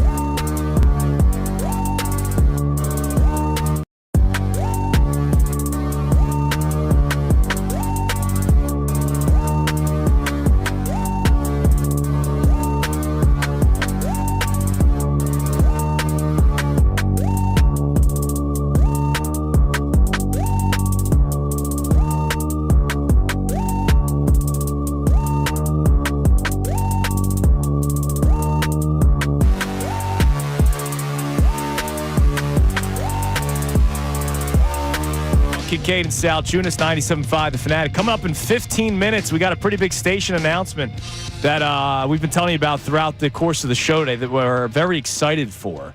So make sure you're listening at 7:55. We'll have headlines with Connor Thomas right after that, 8 o'clock. So you're tuning in for headlines. Like, we know that you're tuning in for that. Oh, no, sorry. Headlines at 8:15, buddy. My bad.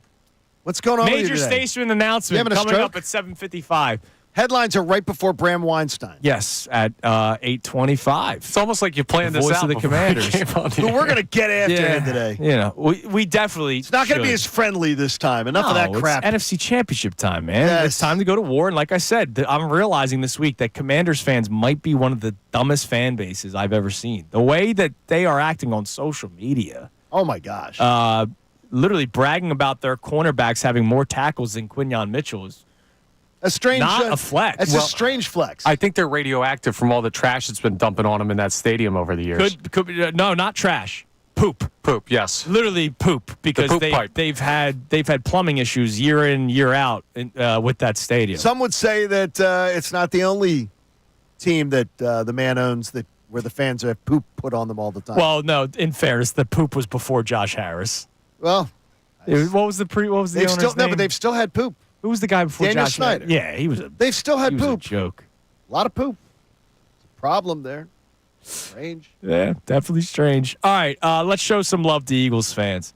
And I obviously want your firsthand account again, but Mike Tirico was on with the Mike Missanelli show yesterday. Sure. We had him on before the game against the Rams. Mike had him on yesterday to react to the game against the Rams, the voice of NBC, who, by the way, is going to be doing basketball games starting next year with the NBA returning to NBC. Well, that's good. So Mike Tirico is going to be a very busy man in the next season, in the 2025-26 calendar year. Mike, share some of these jobs. Yeah, seriously. Here's Mike Tirico talking about his experience with the Eagles fans on Sunday.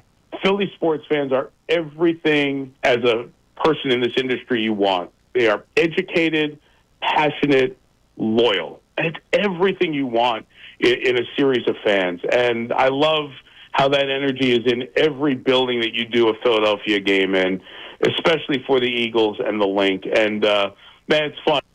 I love that. A lot of love from Mike Tirico, talking about the passion and the energy and the intelligence. And he's right. The Eagles fans are very, very educated. I mean, I'm one myself, so I'll call myself educated.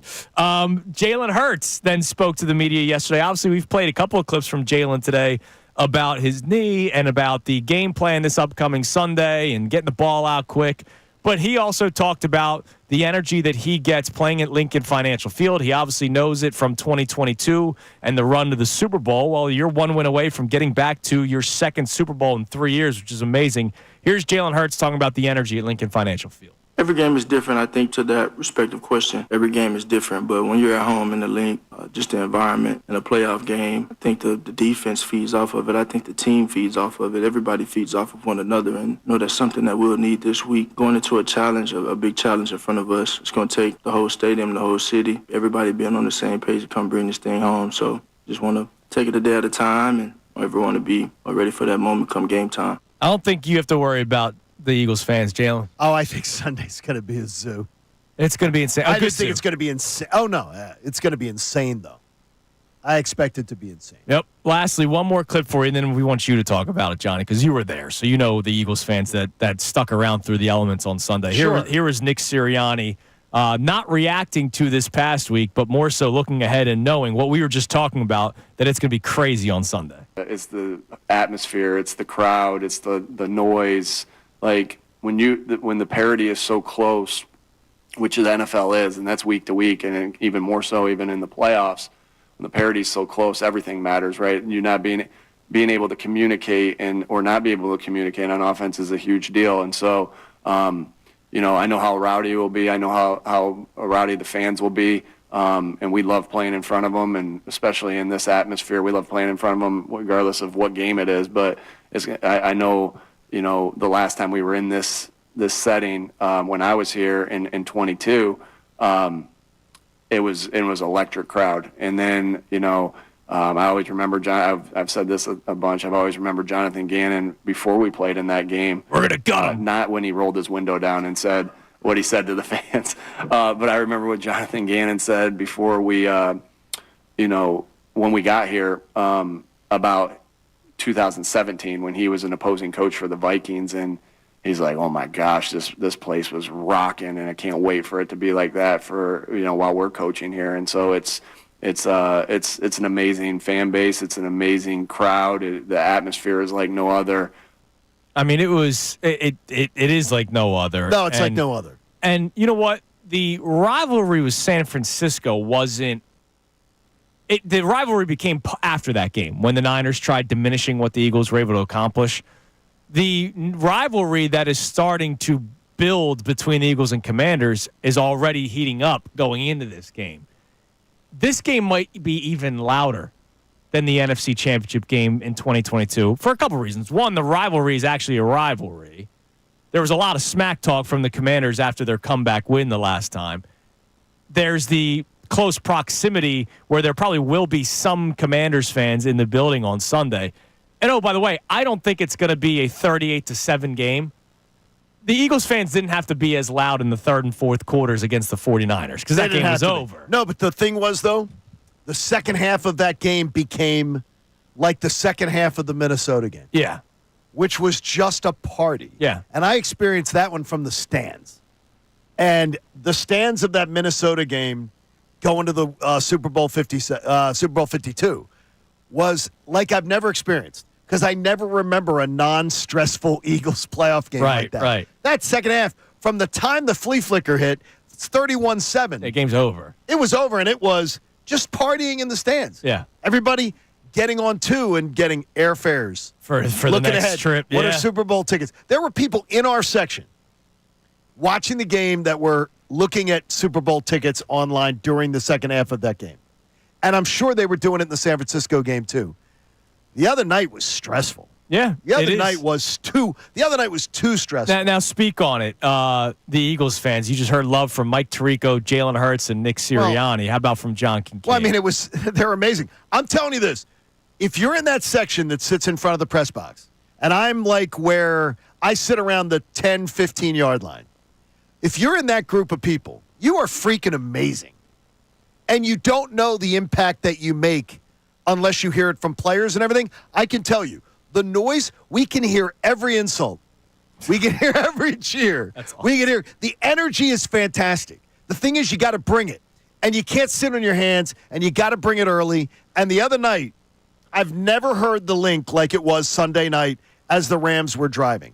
It was loud, dead quiet, like a giant exhale. Loud, dead quiet. Got to keep it up.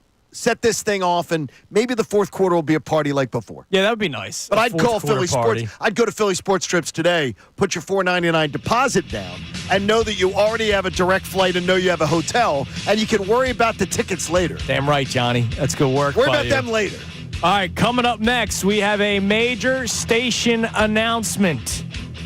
For this weekend, which is really freaking cool. We'll tell you about that coming up and all the plans that we will have on game day. Obviously, we'll reset the show, take some of your text messages and your calls at 610-632-0975. But we start the next segment with a major station announcement that you do not want to miss. It is Kincade and Salciunas on this Thursday morning, 97.5 The Fanatic. Fanatic Sports Update. First injury report of the week. I'm Connor Thomas, and this update is brought to you by Polestar Princeton and Polestar Philadelphia. Lease a Polestar 3 starting for $599 per month, and at Volvo Cars Princeton, get $5,000 off any new 2024 Volvo in stock. We got the first injury report of the week for the Eagles yesterday ahead of the NFC Championship game. It was an estimation because the team only went through a walkthrough, but Jalen Hurts and Quinyon Mitchell both participated, at least in a limited capacity. Hurts talked about the injury a little bit more candidly yesterday. Yeah, it's just been progressing, taking it a day at a time. Was able to participate today and be involved in stuff, so just taking it a day at a time. Feel like you're still on track to play Sunday? Yeah. So if you believe QB1, sounds like he's good to go. Sounds like the same for Quinyon Mitchell. We'll have to keep an eye on two other names as Dallas Goedert and Cam Jurgens were both listed as did not participate. The game Sunday, 3 p.m., Lincoln Financial Field versus the Commanders, Super Bowl trip on the line. The Flyers will be up at Madison Square Garden taking on the Rangers tonight at 7 p.m. That game live here on 97.5 The Fanatic. Talk to Bram Weinstein coming up at 8:25, the voice of the Commanders. Kevin Nagandi of ESPN at 8:55. This update's also brought to you by True Green. Get a golf course quality lawn for less than you think. Don't wait. Sign up at TrueGreen.com for 75% off your first service and let the pros handle the work while you enjoy the results. TrueGreen.com.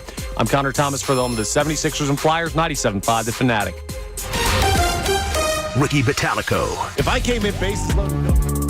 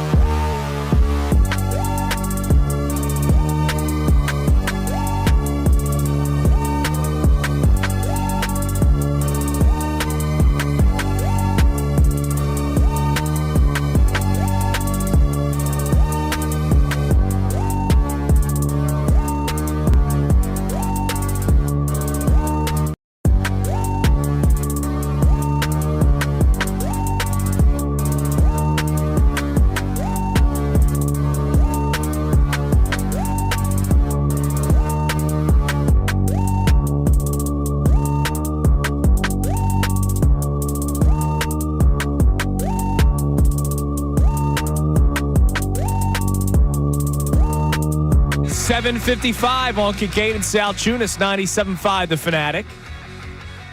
We have our man Bram Weinstein coming up at 8:25. The and voice it's of going the to get Commanders. feisty today. Well, as it should, because he's trying to talk some smack. Or he wasn't talking smack. He just got on me. We got very animated on my Washington interview with on his show regarding. He was saying, "Oh, you're making a lot of excuses for the last meeting and what happened." And he goes, "And Jalen Hurts doesn't play defense." And I'm like, "Well, first off, excuse me. When your starting quarterback exits the game after 11 snaps and you're up 14-0. Excuse me if I say it's a reason the game went like it did, because that was a belt to ass is that A.J. Brown's thing? Yes. Belt to ass before Jalen Hurts went out of it. It was also Pat Beverly's thing. Oh, my gosh. That's always Pat good. Bev. He had a podcast. Did he play? He played in the league, too. He played in the league for a long time. He did. All right. Didn't see much of it here. Announcement time. Uh-oh. This is really freaking cool for us here at 97.5 The Fanatic. We're excited to announce that we're going to have the Birds game, the Eagles-Commanders game, live on the air here on 97.5 The Fanatic from Westwood 1, which is really cool. So Eagles-Commanders, Lincoln Financial Field, the coverage begins at 2 o'clock. So they have a full hour pregame show. And then the Eagles-Commanders NFC Championship game will be broadcasted live here on 97.5 The Fanatic through Westwood 1. Really cool to have the Eagles game broadcasted on this station, Johnny. That's pretty awesome. And, It's about damn time. And a pretty good broadcast, too. Iron Eagle play-by-play. I believe Ross Tucker we've heard of his name. Is a part of that. Is it Ross? I don't believe Ross is. I thought Ross had already done his last game. All right, I'll try to double check. I think he'd already done his last game as in the booth, maybe. Okay. So he may be doing sidelines. But, Iron's obviously a pro. Yes. Doesn't miss a beat. So we'll be listening to Iron Eagle Sunday here at 3 o'clock. Now, because their pregame coverage begins at 2, they have an hour-long pregame show. We're going to change our plans up a little bit. Join us at Xfinity Live for the Birds Insider pregame show with myself and Connor Thomas and Bill Colarulo. It's all presented by FanDuel Sportsbook, America's #1 sportsbook. Make every moment more and sign up using promo code pregame. We're going to be live instead of from 12 to 3, which is what we normally do. We normally do 3 hours before kickoff.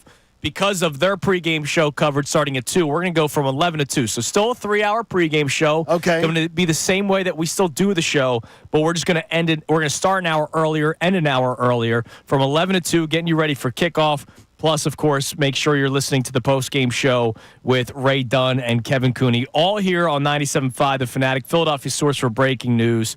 Really, really cool that we're going to have the game broadcasted live here through Westwood 1. That's the first Sunday, time ever, 3 too, o'clock. that the Birds have appeared on the Fanatic. Yes, which That's is great. pretty awesome. That's awesome. So we're excited for that. So if you're looking for a way to listen to the game, you can do that, and then join us the following day when we celebrate the Eagles' trip to the Super Bowl. That's going to be sick, man. I can't wait. Yeah, man. I mean, That is gonna be good. it's really cool that you can listen to the game here. 11 to 2, you guys will be on. Yes. So that's great. That's going to be a lot of fun. So adjust your calendars and be ready for it on Sunday. It's That gonna be also awesome. means that we'll be home before kickoff.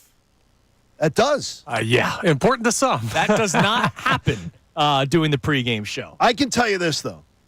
There were invites last time walking out of the building going, hey, we have the tailgate kicked up.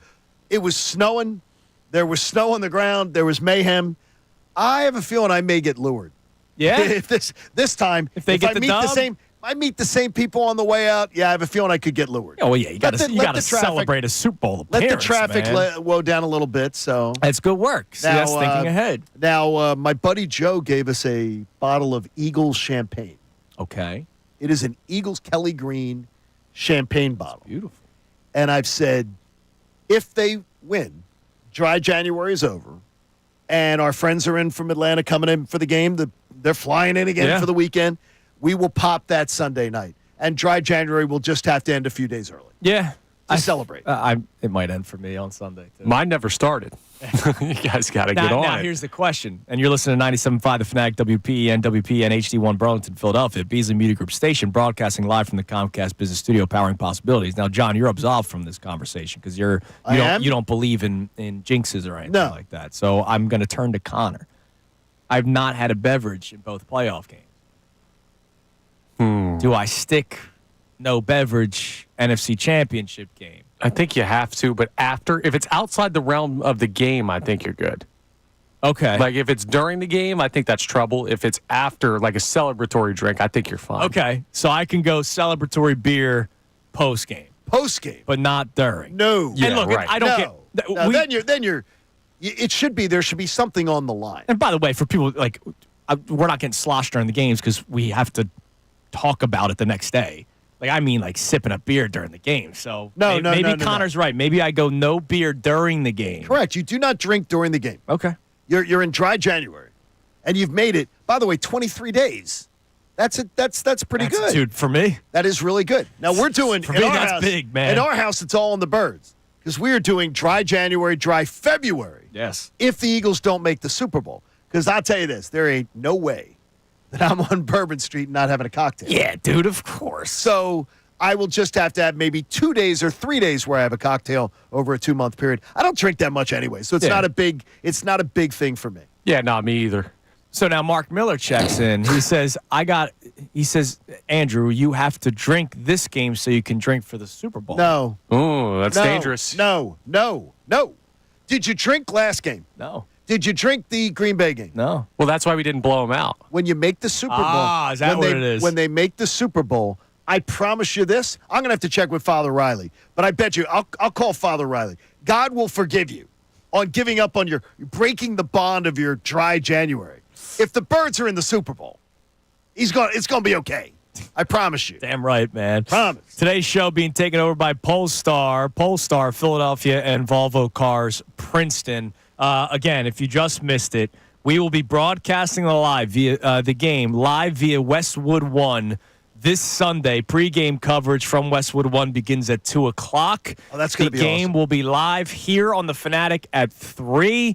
Obviously, post-game show with Ray and Kevin. And before the Westwood One pre-game show, you have our Birds Insider pre-game show beginning at 11 o'clock with myself, Bill Colarulo, and Connor Thomas. All right, Connor, what do we have on the text line today? Here's what we've been asking the people today. If there is something that you are worried about, we have reached butterfly period of the week, right? It is Thursday. See, I'm not at butterfly yet, but I'm at butterfly. I can tell you this. There is yesterday on Temple's campus, it was school night. Every other kid on the campus was wearing Eagles. I love that. And my daughter says, "Dad, I'm not able to focus on anything." She's ready for game day. Oh, she's man. ready for game day. So I've officially reached butterfly period. And part of the reason is when we found out about this news that the game will be here on the Fanatic, like now I'm starting to think, what do I do NFC? I'm going to be home. You'll be home. You'll on be ready time. to go.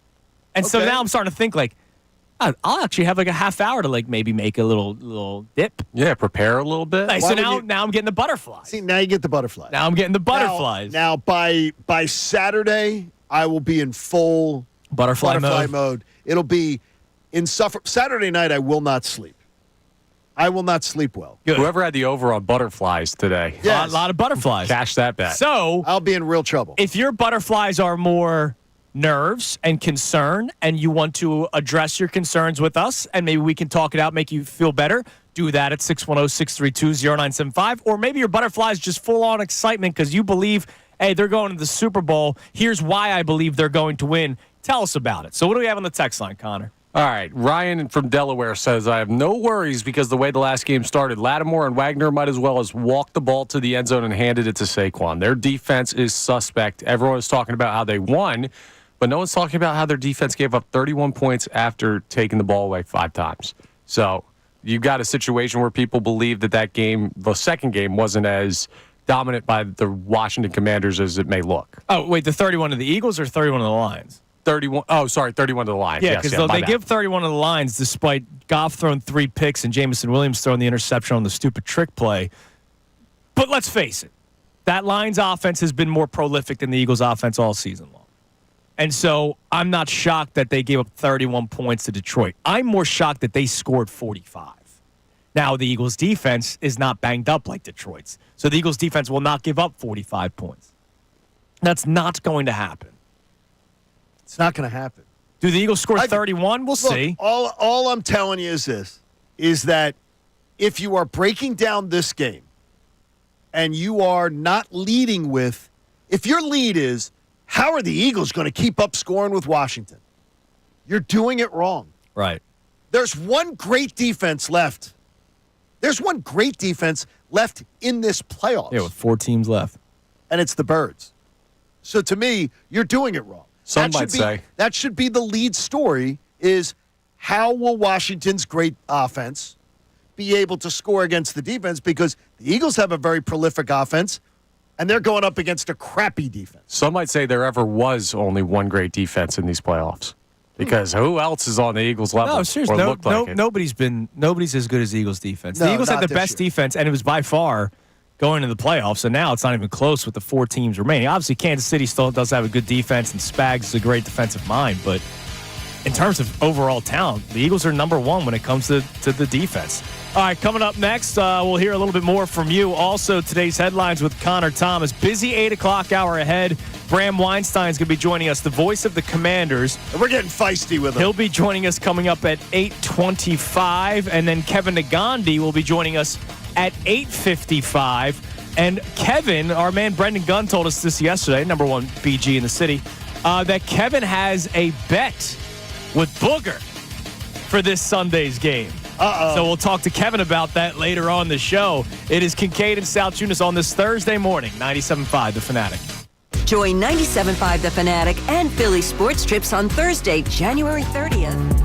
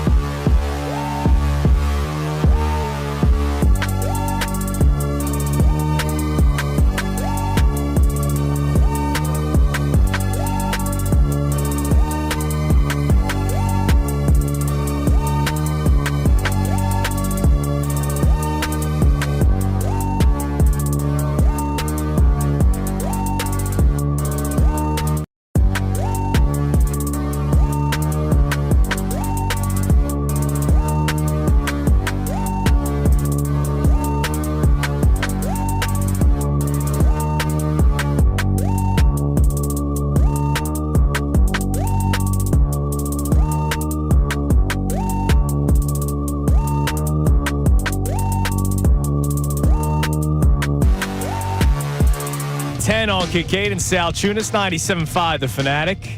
Again, make sure you're listening on Sunday. We got the pregame show beginning at 11 o'clock with me, Connor, and Bill. We go to 2, so not leading up to kickoff because Westwood 1 will be broadcasting the game here on 97.5 The Fanatic between the Eagles and Commanders. Iron Eagle with the call. Their pregame coverage begins at 2 o'clock, kickoff at 3 o'clock. So you can listen to the game Sunday here on 97.5 The Fanatic. I absolutely love that, and for the first time ever with the station. I've been here for 10 years, so it's really cool to have been able to be the one to announce it with you, Johnny. This was awesome. That is a lot of fun, and look forward to it on Sunday and hearing it. Philip Kiriakis is very mad at me. What is that? Kyle Brandt. Mad at the oh, that's right. That's he was Philip Kiriakis on Days of Our Lives. He's a little like, come on. The fan base is doing that. Is he still going after you? No, just like it's like, come on now. You know that's going on. And I'm like, a very vocal minority. Yeah. Are you kidding me? And a lot of it's within the media itself. That's why Shefty was. I didn't understand the confusion from Shefty the other day. Who's saying this stuff? If he doesn't, your coworkers. If you don't understand that there are hot take artists that put out their content that are spewing crap or trying to stir the pot, here's the formula. The hot take artists in the beginning of the week will tell you all the reasons why you should be gloom and doom about the Eagles. And then they'll tell you all the things you should be nervous about. And then by today, it will start to turn. And by Friday morning, they will be putting on their cheerleader costumes and shaking their pom-poms. If you fall for that, that's on you. If you don't understand the formula, that is on you. You got to figure it out. It's all a game. Don't fall for it. You don't have to be negative in the beginning of the week just to stir the crap. Yep. And then get to it at the end. Damn right. Come with what you believe in. Great work, Johnny. All right, before we get to headlines, let's go to our man Michael in Yardley. What's up, Mike? What's up, guys? Good morning. Happy Thursday. We're getting closer and closer to this victory, this NFC Championship victory. And oh, by the way, good luck to you. I know you got what? It's this weekend, right? The bare knuckle fighting? Tomorrow we have the weigh-in. That's going to be over at the casino. And then it's Saturday night. 9 p.m. is the main ticket. Eddie Alvarez takes on Jeremy Stevens. It's going to be a great night. Good luck to you. Good job, Coach man. Mike is helping train. So this is awesome. You tell Eddie I want to get in his in a little of that cash. Yeah, that'd be on nice. the golf course this summer. Of course.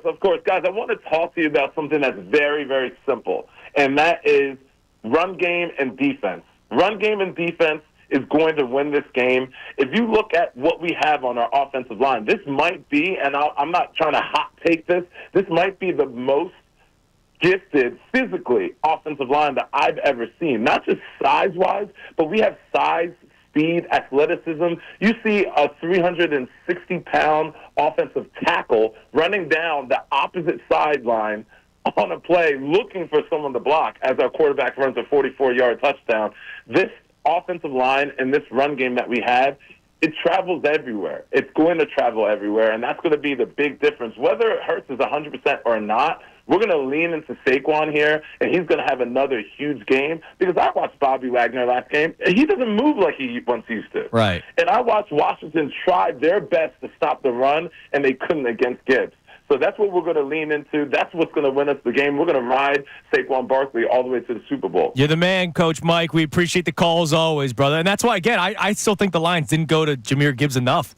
I don't think they did. Yeah. They tried doing the whole, Montgomery's also been a part of this, so let's keep on going with David Montgomery. They should have just rode with Jahmyr Gibbs, 14 carries for over 100 yards.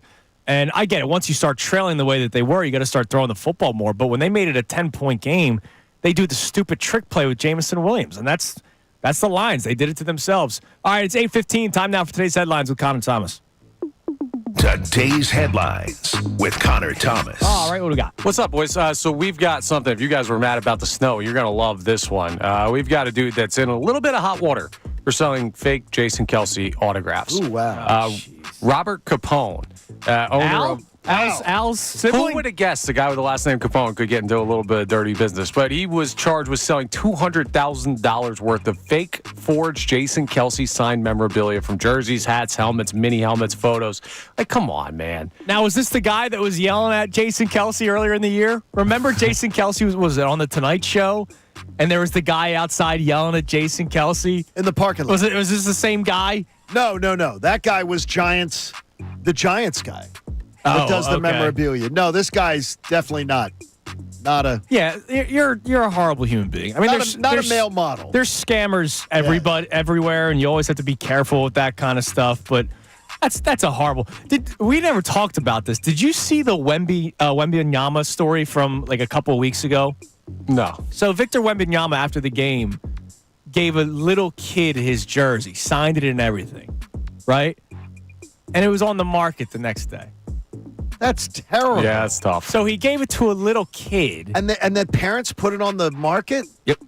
The very next day. Sucks. That just sucks. And then the parents will lie and go, "Oh, well, we're saving the money for him." Yeah, sure. Stop stealing autographs, stop faking autographs, and everybody leave Jason Kelce alone. Now, this will be something that puts a smile on your face. Jason Kelce doesn't really allow himself to be left alone. They'll figure it out eventually. But the Orioles did something interesting. I don't know if you saw this. I saw this, and it's awesome. They introduced the Birdland Value Menu. Now, we need the Phillies to do this. We need all the teams in the city to do this. Listen to some of the prices on these new food items. Multiple locations inside Camden Yards. All beef hot dog, $4. Pretzel bites with cheese, $4. Cinnamon pretzel bites with cream cheese icing, $4. You can get soda for $4. Select beers for $5. A seltzer for $6. It's just such a cheap value menu. Johnny, I know they did this down at the Mercedes-Benz. Well, I was going to say, I know you've had your run-ins with the owner of the Atlanta Falcons. He hated me. But I gave him a lot of credit when he did that. Because it's a shame. You go to a game, like when I took my dad to the Eagles-Panthers game, right? I hadn't been in the link in a long time. Man, it's ridiculous. 2 beers, and then I was like, man, I'm a little hungry. Was 2 beers like $35? Yeah, and then I was a little hungry, so I was like, ooh. Somebody was cooking the Italian sausage. It smelled so good. It's $15 for one Italian sausage. Wait a minute. $15. That's criminal. One in a roll? Yeah. In like the Kaiser with roll? The peppers and onions. $15. Okay, that's crazy. And I'm like, look, Jeffrey Lurie, I love you. But that's insane. Wait a minute. With all honesty, according to 2 published reports, I'm going by just what's being published, Jeffrey Lurie's selling $50 snow. Yeah, no, it's ridiculous. What the hell's going on over there? It's ridiculous. They do such great work for charity. How are you selling snow not for charity? Who's buying snow? Idiots. Same people buying the $15 Italian sausage. But no, I give the Orioles a lot of credit. Really cool stadium to go to, number one. It is. We went down last year when the Phillies were there. It was great. I went down 2001 when I saw Ichiro Suzuki, and I fell in love. Yeah, well, proud of you. Thank you. That's my Hall of Fame. It's a little different experience down there in Baltimore when you went to today. A lot of people questioning the Seattle Mariners jersey yesterday, by the way, on the YouTube and on the text line. Why? You know why? Because it's Philadelphia, and you just randomly show up in a Mariners jersey. Did I wear an Eagles hat? I don't remember. I did. You know why? Because I knew exactly what I was going to hear from people. I'm not surprised. But if Ichiro's my favorite player, and I've told you guys that for 10 years now on the station. Far and wide. Yeah. When he used to play for the Marlins, every time the Marlins were in town, I went. Yes. Come on, man. Big Marlins guy, Andrew Salciunas. You were into No, big Ichiro guy. It's my GOAT. All right, coming up next. You know, if he tried playing in the league today, they wouldn't let him. He doesn't hit for home runs. All right, coming up next. Moment we've been waiting for all day, all week, honestly. Bram Weinstein, the voice of the Commanders. We're ready for him. The gloves are going on. It's Kincade Salciunas, 97.5, The Fanatic. Fanatic Sports Update. An injury update on Hurts. I'm Connor Thomas. This update is brought to you by Polestar Princeton and Polestar Philadelphia. Lease a Polestar 3 starting for $599 per month at Volvo Cars Princeton. Get $5,000 off any new 2024 Volvo in stock. We got an injury update on Jalen Hurts yesterday, just from the injury report, which was an estimation in the Eagles' first report of the week. Jalen Hurts and Quinyon Mitchell were both listed as limited participants in practice, but Hurts also talked about the injury specifically himself. Yeah, I've just been progressing, taking it a day at a time. Was able to participate today and be involved in stuff, so just taking it a day at a time. Feel like you're still on track to play Sunday? Yeah. So it sounds like he believes he'll be good to go. We'll keep an eye on that. We'll also have to keep an eye on 2 other names, as Dallas Goedert and Cam Jurgens were listed as did not practice in yesterday's estimation. The game Sunday, 3 p.m., Lincoln Financial Field versus the Commanders. Of course, you can hear that game here on The Fanatic. We'll be carrying the live broadcast of that game. Flyers will be at Madison Square Garden taking on the Rangers tonight at 7 p.m. That game live here on 97.5 The Fanatic. We'll talk to Bram Weinstein, the voice of the Commanders coming up at 8:25. Kevin Gandhi at 8:55. This update's also brought to you by Mercedes-Benz. At Mercedes-Benz, there's a reason they go the extra mile from testing their vehicles to creating AI that can anticipate your needs on the road. They demand that every car is worthy of their star because it's Mercedes-Benz. I'm Connor Thomas, reminding you the live coverage of the Eagles and Commanders in the NFC Championship from Westwood One starts Sunday afternoon at 2 p.m. here on 97.5 The Fanatic.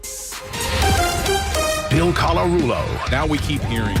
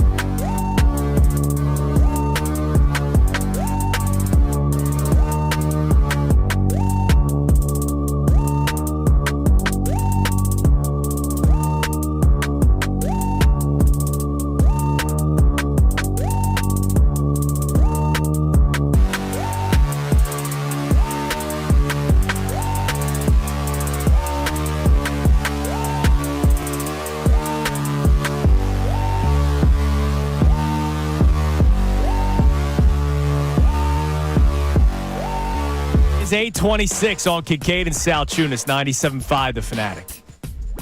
And now's the time to get ready to go, Johnny. Oh, you get ready to go with one of the best voices of any of the NFL teams out there. Absolutely. And a guy who is really excited about this broadcast because this is his. You talk about this. Is that a kid from Philly growing up to be the Eagles play-by-play guy? Yeah. I think. Bram's gotten to do this. And Bram Weinstein, who's joined us many times, he joins us on the Comcast Business Hotline, where every day in business is a big day, and they help you get ready for what's next. Bram, gloves are off for this one. We've had very pleasant conversations with you before, but after that rumble you and I had the other day, I've been preparing people that this is a more chesty Bram who's joining us today. So, I don't know. We've been this team's been dismissed. So I'm starting to take it personally. But we're not dismissing them.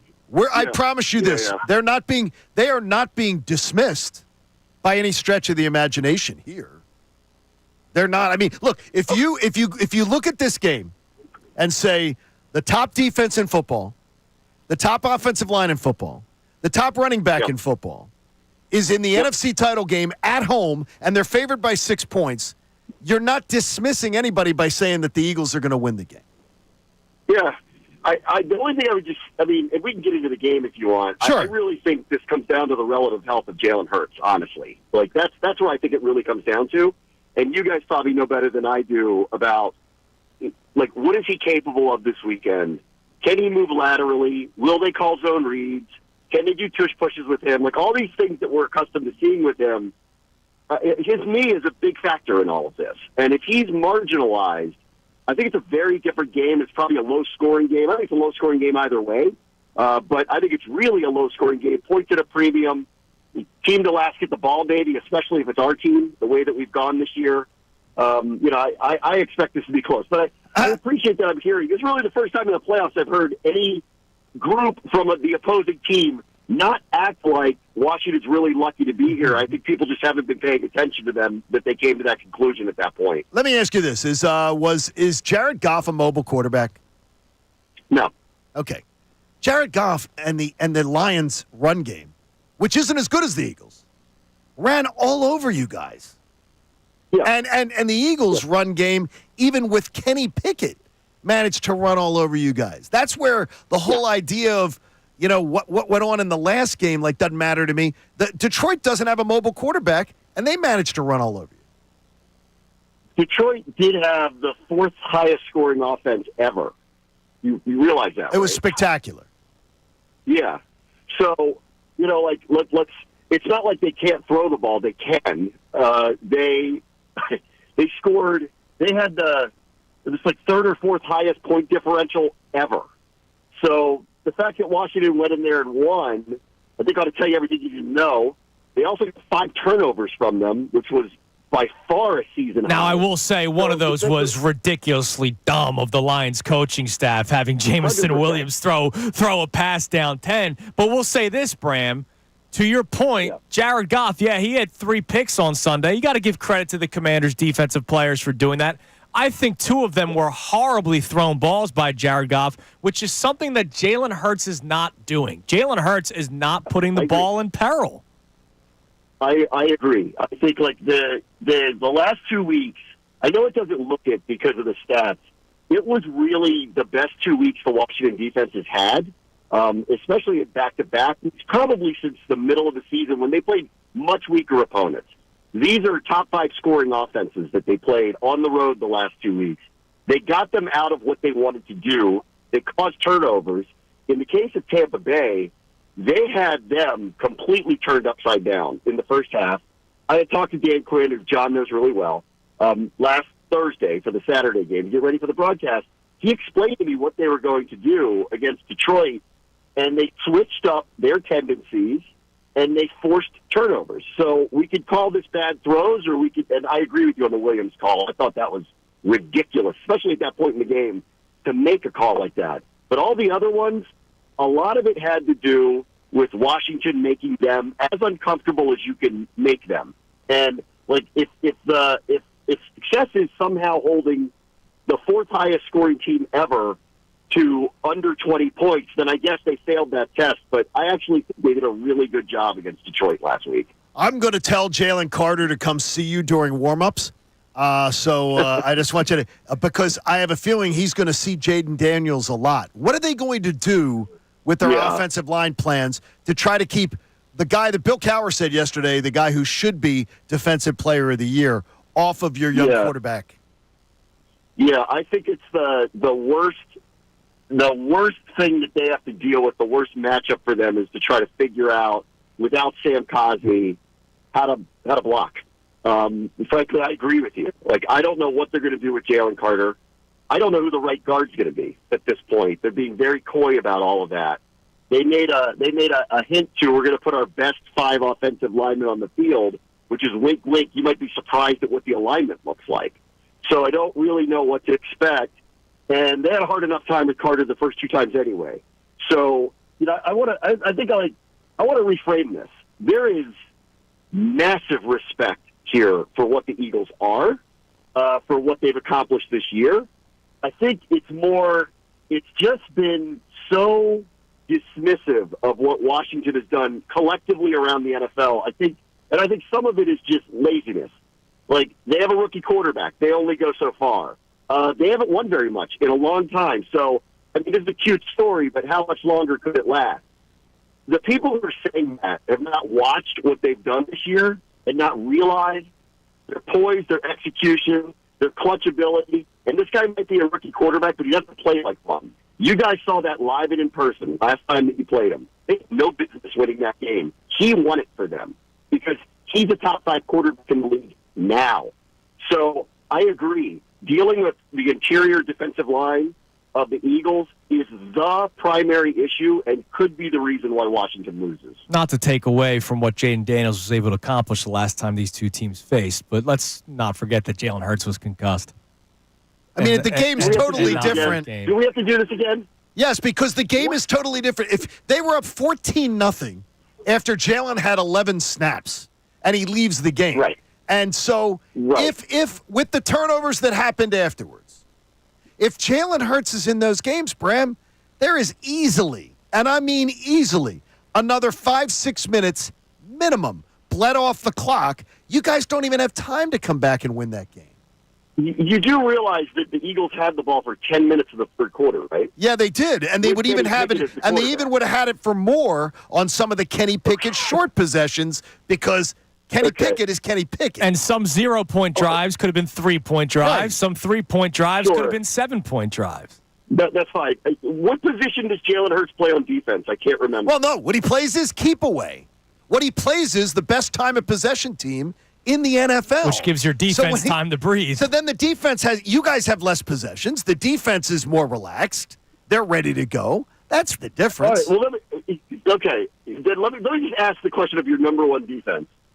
You got 5 turnovers, a 6th on a turnover on downs. Your offense held the ball for 10 minutes in the third quarter, and we punted twice.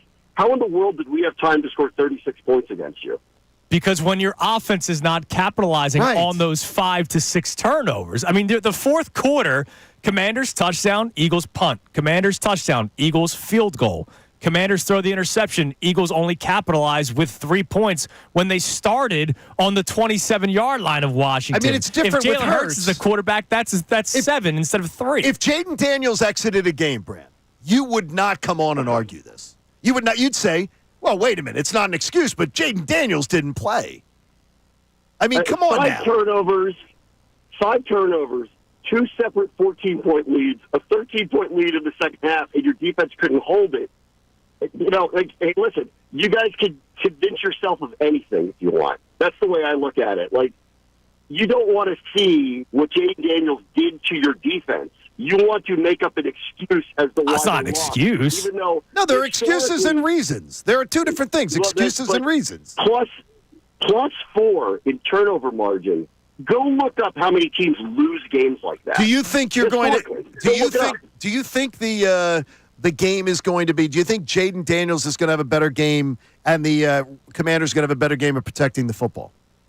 Yes, I do not think they're going to turn the ball over a lot. They have in 2 road playoff games so far not turned it over and punted once. So I I don't like that. Was actually that game with the turnovers was an aberration for them for the entire year. They barely turned it over the entire season. So I'm convinced that won't happen again. What I don't see for Washington's offense in general, because it's what we talked about earlier with the offensive line, I don't see them scoring a lot of points. But this goes back to Hurts's relative health. I also don't see Philadelphia scoring a lot of points if he's not as mobile as he usually is. If he's going to become essentially a pocket quarterback who's not really a threat to run zone reads, things like that. And these are ifs because I don't really know his health. If that's the case, I think we're going for a knockdown, drag out, 17-13 type of game. And I don't know if you want to be in a game like that with this team. You already saw it happen last time when you were in a game with a team like this. I don't want to be in a game like that. I can tell you, because just for the agita of it, I don't want to. I would tell you this. There's a Commanders bus trip that's coming up here to tailgate. And they're saying they're leaving Washington. They're leaving the air at 10 in the morning. Yeah, it's not smart. Yeah. It's the dumbest thing I've ever seen. And the fans, by the way, it has not been a great week for Commanders Twitter. It is, hey, look, we have a cornerback who's in the top 10 in tackles. How come Quinyon Mitchell's not on that list? And it's like, do you not understand that's not good news? It's been I know it's been 30 years, and there was no Twitter back when the Commanders were once relevant. So, I mean, I understand they're a little slow on the uptake this week. You got to coach them up. Coach up your boys, Bram. I will send a note to those on the bus trip that they might be late for the game. Oh, they're going to be late. Yeah, that's going to happen. Hey, Bram, love you, buddy. Thanks, Bram. We appreciate it. I'll see you Sunday. Guys, I'll see you Sunday. Thank you, man. There he is, Bram Weinstein, the voice of the Commanders. I love That's an excuse. I love the guy, and I do. I love the guy. We used to do shows together, and I love him. But, man, it's not an excuse that Jalen Hurts left the game up 14-0 after 11 snaps. No, that's a reason. It's a reason. So coming up next, how about we look at the fourth quarters of both times the Eagles and Commanders played each other? Two totally different stories, Johnny, from both of those games. I'll tell you what next. It's Kincade and Salciunas. We're also going to celebrate the success of the Eagles because the franchise has a lot of it, and man, is there a lot of ineptitude in the NFL. You'll hear why next. It's Kincade and Salciunas, 97.5 The Fanatic.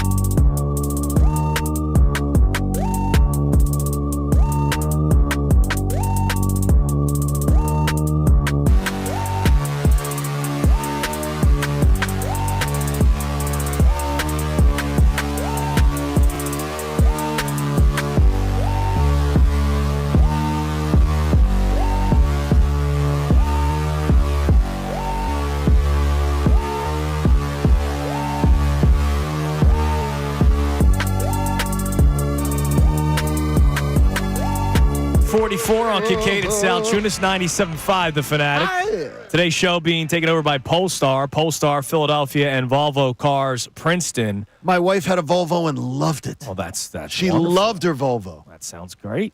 So our man Bram, who that was a lot of fun, was trying to make it seem like we are making excuses for the last loss and not reasons why Jalen Hurts' concussion is a big part of the loss. So I mentioned this to Bram when he was on. Here was the fourth quarter, drive by drive, Commanders and Eagles, because he was saying, hey, you do know that the Eagles defense gave up points. Yeah, they did, because the Eagles drives. Let me just give you the second quarter drives. All right.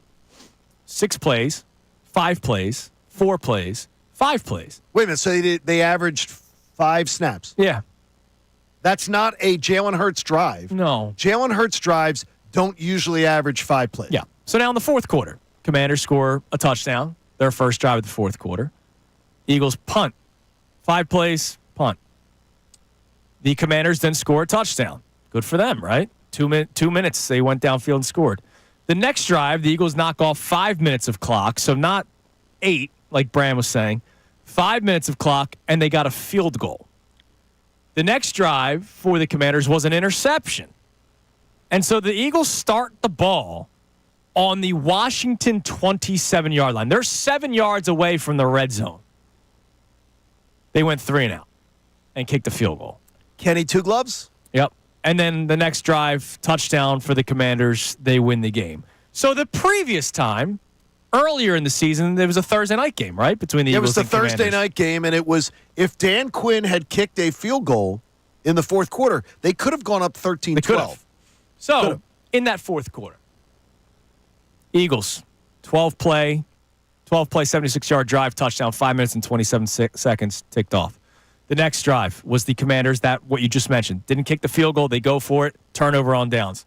Next drive for the Eagles, 6 plays, 74 yards, touchdown. Next drive for the Commanders, interception.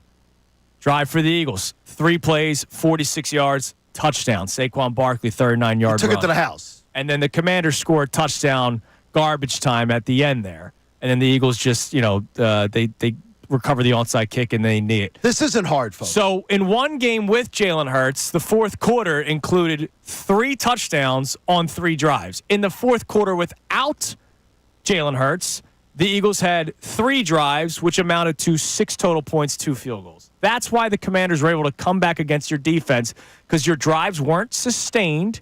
It didn't give your defense a chance to breathe.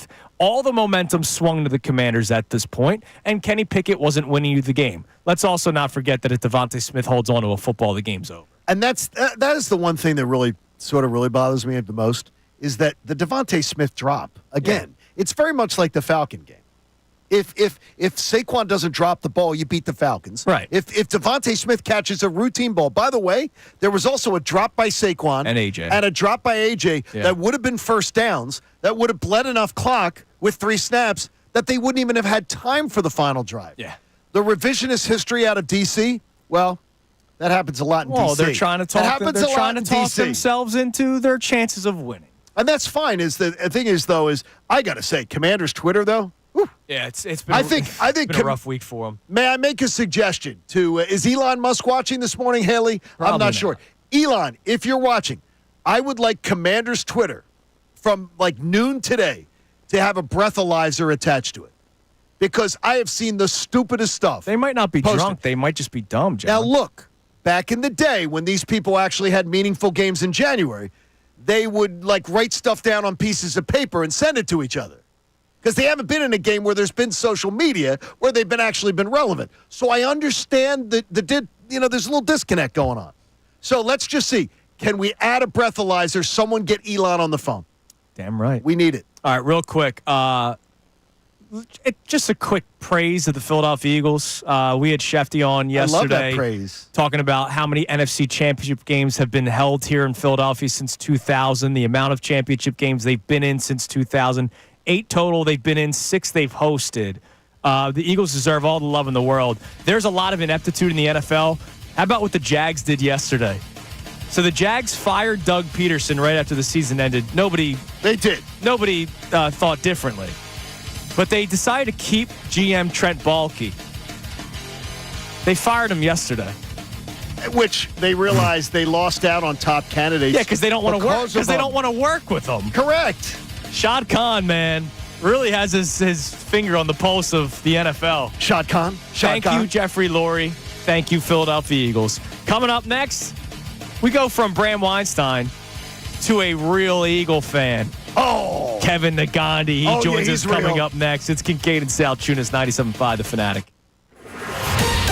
Fanatic Sports Update. Good injury news for the Birds. I'm Connor Thomas, and we got our first injury report of the NFC Championship week yesterday for the Eagles. Jalen Hurts and Quinyon Mitchell were both listed as limited participants. Now, it was an estimation. The Birds only went through a walkthrough, so it may be more important to hear what Jalen Hurts had to say about his injury yesterday. I've just been progressing, taking it a day at a time. Was able to participate today and be involved in stuff, so just taking it a day at a time. Feel like you're still on track to play Sunday? Yeah. Sounds like pretty encouraging news out of QB1, and to see Quinyon Mitchell on the limited part of the practice report, or the injury report, I should say, is a good sign as well. But there were two players that did not practice we'll have to keep an eye on. That's Dallas Goedert and Cam Jurgens. So two important players. We'll make sure they're good with today's injury report. Sunday, 3 p.m., Lincoln Financial Field versus the Commanders, the setting for the NFC Championship game, a trip to the Super Bowl on the line. The Flyers will be up at Madison Square Garden taking on the Rangers tonight at 7 p.m. That game live here on 97.5 The Fanatic. We'll talk to Kevin Nagandi of ESPN coming up next. This update's brought to you by Bet365. Whatever the moment, it's never ordinary at Bet365. Download the app today. I'm Connor Thomas, reminding you that live coverage of the Eagles and Commanders in the NFC Championship from Westwood One starts Sunday afternoon at 2 p.m. here on 97.5 The Fanatic. Vacation? Business trip? Don't worry. You can still hear all your...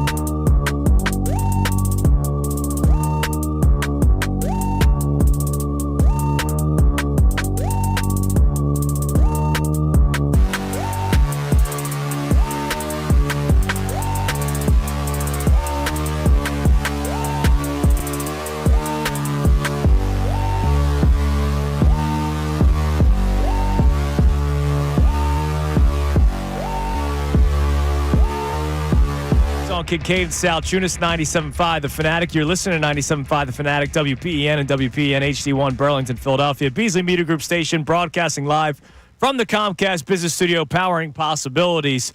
And I'm glad that we get to go from Bran Weinstein, who I like a lot, John. He's a really good dude. I like him a lot. And I thought that was in fun spirited. People said I was mean. A couple people said I was being No, mean you weren't being mean. I've known Bram for 20 years. We're fine. I'm glad to go from Bram to Kevin the Gandhi. Oh, now Kevin knows Bram too. I know so he I does. mean, there's this week though, Bram's not a friend. Let's go to the Comcast Business Hotline. Every day in business is a big day. Let Comcast Business help you move forward with what's next. Kevin, we just dropped the gloves with Bram Weinstein, so I'm glad that we get to go to you next. What's up, brother? I love this because this is an appetizer for me because I'm going toe-to-toe with Bram in a few minutes after this. Oh, there we go. How about that? All right, now be ready because be ready, Kev, because he's coming for you. Yeah, you know what, Kevin? He's what? trying to tell people that we are making an excuse for the last loss to the Commanders because of the Jalen Hurts concussion. That's not an excuse. It's a reason. And here's another thing. Like, I was actually on a show earlier this week with some media from Washington, and I brought that up. I brought what happened in the last game. I brought up Devontae Smith dropping a pass, and rarely does. And if he catches that ball, even with Kenny Pickett there, Eagles win that game. And they provided a handful of other reasons why. And I just, at the end of the conversation, while they made their case, I said, I love your confidence. And that's what's going on. There is so much confidence right now in the DMV around the Commanders. Let it all happen. Let them all ride this wave and feel good about it. It means nothing. Right now, the vibe I've gotten, it feels like, and I'm okay with it, it's Philly versus everybody. It feels like the entire country wants to see Jaden Daniels play in New Orleans. And I'm looking forward to the Eagles spoiling the party in South Philly. All right, Kev, can I ask you a couple things here? One is, how is SVP? Because I can imagine there could be a little discord between the 6 p.m. Sports Center and the late night Sports Center. And Jalen, if you remember, Jalen took a shot at him last time after the Thursday night game. And I know my first producer at ESPN, Stanford Steve. Yeah. I mean, he's got that big goon to help him too. His little body on you. So be careful, because Steve, he could take you out.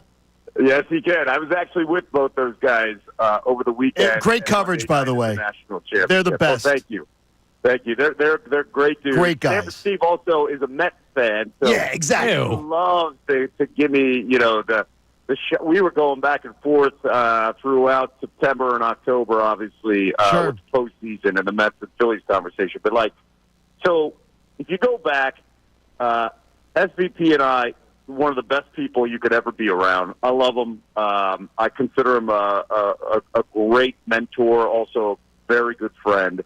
And we're going back and forth through the years of Temple and Maryland. And, we used to put, tasty cakes on the line. Right. We saw each other Monday night. I had texted him, actually, Sunday. And Saturday night, I texted him. I was like, I can't even imagine what you're feeling. Congratulations. And then Sunday night, I said, all right, what's on the line? He didn't respond. So Monday, I see him, and it just comes over to me, and he's like, we got to do something that really hurts. And I was like, I agree. I said, forget the tasty cakes. Something's got to be really on the line. He's like, let me think of something. And so it's great banter. It's great fun, especially with people that, listen, the Commanders haven't tasted, this franchise hasn't tasted anything positive since RG3, and that lasted a year. It right? was they were VHS tapes, and there was no social media when they were last relevant. Sounds just like the Cowboys, the Joe Gibbs era. So yes. It's been fun. I'm still waiting for Scotty to come up with something. If not, I'll have some suggestions. If you guys got any suggestions, let me know. But it's got to be something. How about a toupee? Scotty does. SVP does. SVP has to do a segment with a toupee. John, if I bring that up, don't you think he's going to say, well, then you got to shave your head, and there's no way I'm you got to be careful about that. Yeah, but that's much more permanent. That'd be hard, There's no way I'm giving that up. Even though I have confidence that I don't have to worry, I can't even think about So that. I want to talk about that confidence because I can hear it in your tone. And remember, I was out before the Packers game with the flu, and I thought he was a little. Johnny told me that Phoenixville got a little soft. a little muted. And then last week you were a little bit more confident, but you were still a little. You could still hear a little bit of nerves in your tone. You seem a lot more confident today. Is that right? Honestly, so the Packers game, I was really worried about how they were going to approach this game, especially what we saw last year with the Packers in the postseason. And I actually came off of that game very concerned about the way Jalen played. This week, after the Rams experience, and I predicted how that game was going to go. I knew it was going to be a dogfight. I knew that they were going to be a completely different team, and it wasn't going to be easy. And I had a lot of Eagles fans, you don't know what you're talking about. I'm going to beat them by 30. And I'm like, it ain't going to be that easy, man. And clearly, we saw all the way to the end, even after the Saquon touchdown. All of us were pretty tight. So this game, I'm nervously excited because I came off of that game against the Rams in the snow, and I thought Jalen played a lot better than the narrative. I'm concerned about him taking the sacks, but he had tweaked his knee. We all know some of the shortcomings. He does not see the field across the middle as well as that we'd like to see. He just doesn't. They don't throw passes across the middle. You don't see play action that we'd like to see, that we see with other quarterbacks. But, man, he protects the football. And when you look at the conditions, Matthew Stafford was fantastic throwing the football. But guess what? Matthew Stafford got sacked and fumbled. Yep. And one thing that stood out is Jalen Hurts has been protecting the football. And if that means sometimes you're not going to throw the football, and it drives some of us crazy, I know that, as Eagles fans. Throw it. But you also still possess the football, and you're not taking a chance and a risk. I'm okay with that in those conditions that we saw in the snow. And I think people forget that. A.J. Brown catches that 1 yard on the 1 yard line that's potentially a touchdown. They don't have the penalty down the field. They don't have the Lane Johnson offside. To me, it's a completely different perspective. And he held on to the ball a little bit.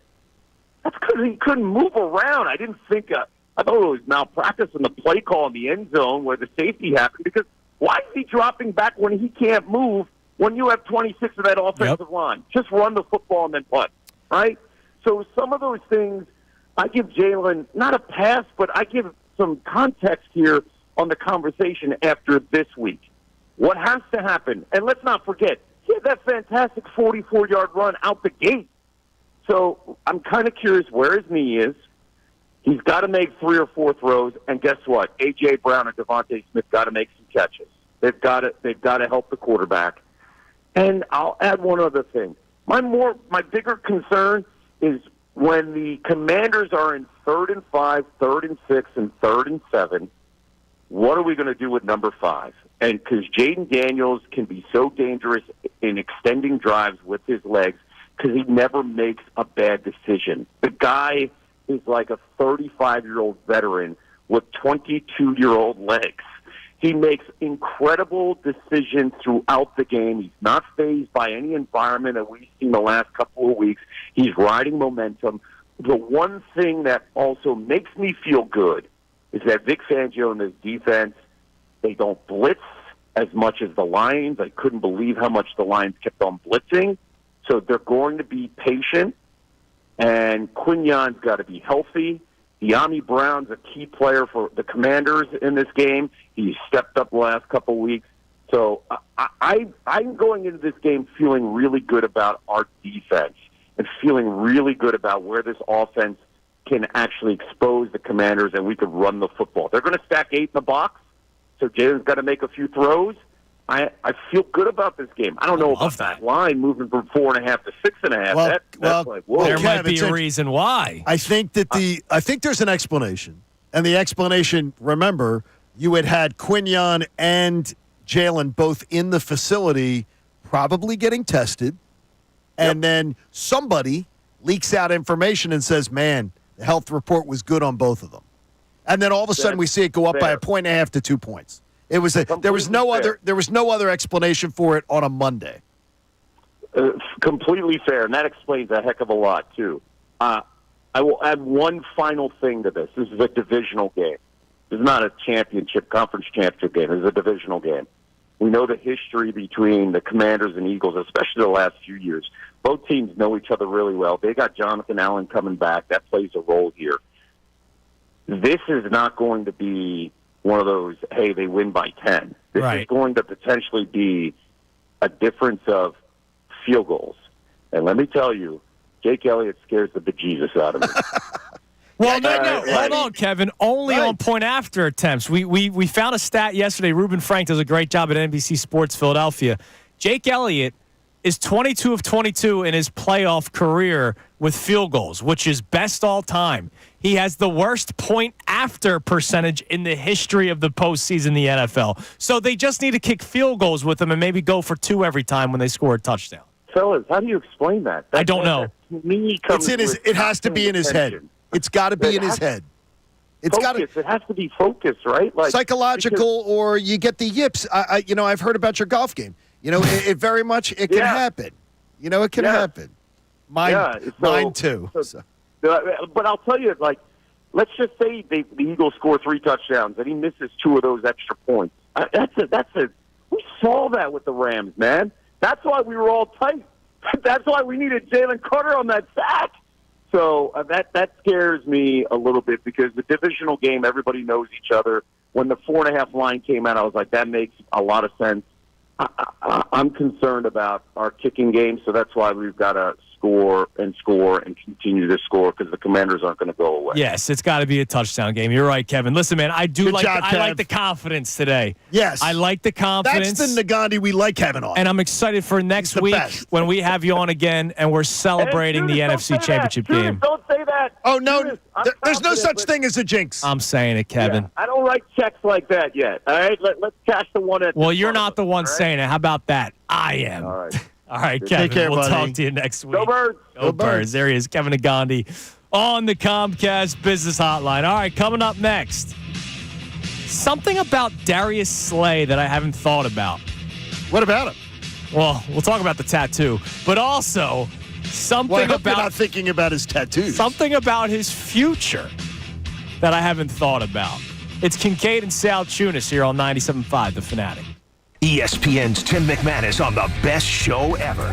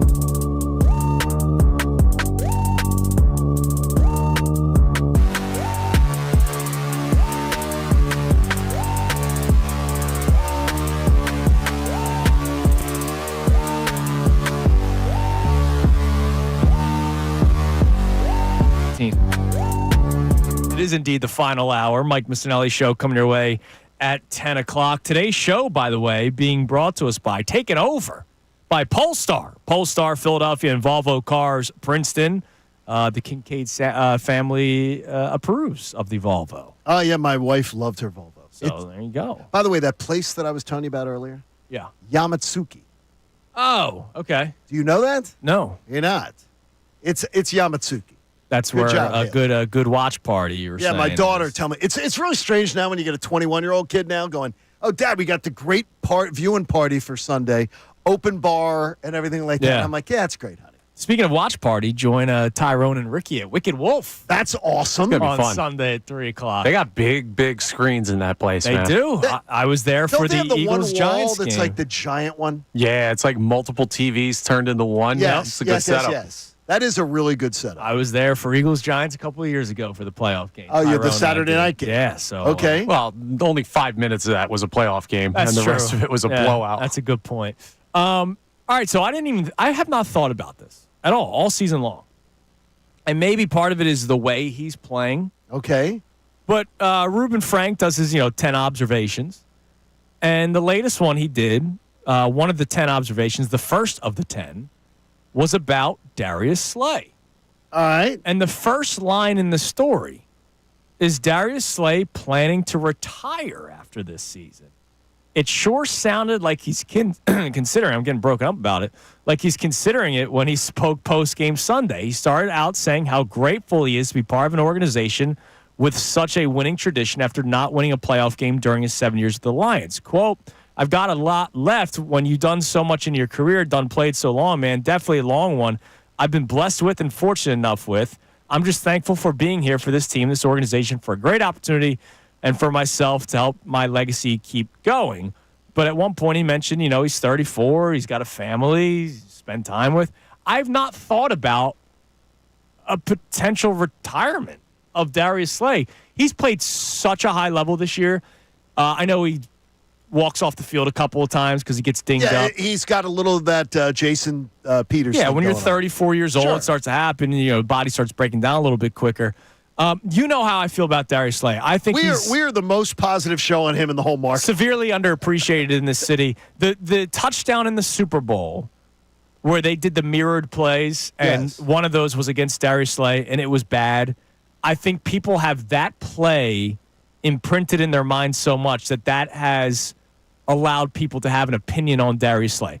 Now, you and I talk about this all the time. I hate the podcast. I hate some of the things he says. I don't dig that. Does it impact the locker room? Clearly, they vote for him a captain. No, they love him. So clearly, maybe we're talking too much of it. But as a player on the field, between the white lines, Darius Slay has been incredible every year with the Philadelphia Eagles. The only thing that's been lacking has been the interceptions, but that also may be the style of defense. Sticks defense. Okay. You're not playing press coverage as much with Vic Fangio, Jonathan Gannon, Sean Desai, all coordinators that Darius Slay has played for here, so he doesn't intercept the ball as much. But, dude, he's been fantastic, and thinking that this could be it, I haven't thought about that. I don't believe it could be it. I don't believe I think he's going to want one more rodeo, and I think he's also a guy who's going to want one more farewell tour. But if you win. All right, well, then are you worried about that with Lane? I'm worried about it with a lot of guys. Because remember, I remember listening to the podcast. Jeff McClain does such a great job. Yeah, that if they won in Uncovering the 22. Birds, that there was a chance that Lane Johnson would have walked away. And Kelsey after that year, too. And I got to tell you, I'd hate to see either one of them go because I really would love to see. I'd love to see Darius have a walk-off year. Yeah. And I do not want to see Lane go. Yeah, I don't want to see Lane go. It's a good situation because if you win the you won the Super Bowl, right? Yeah, but I don't want to see. I don't want to. Honestly, one of the biggest fears of my fandom of any sport is life without Lane Johnson. Yeah, because we know the success that he has. But would you rather trade that for the Jason Kelsey crying, walking out of Tampa Bay after getting smoked? Yeah, I'd rather see Lane walk off one. with the Super Bowl. Well, remember, we told Mike Tirico he would be broadcasting the first Eagles game of next season when he joined us because he'll have the opening game, and it'll be in Philly when we hang the banner. That's true. Pretty cool. So I'm hoping it's not going to end up like that Tampa season. Man, that's like PTSD. God, it was terrible. By the way, speaking of Darius, love you, Darius. He's got his own face tattooed on his leg.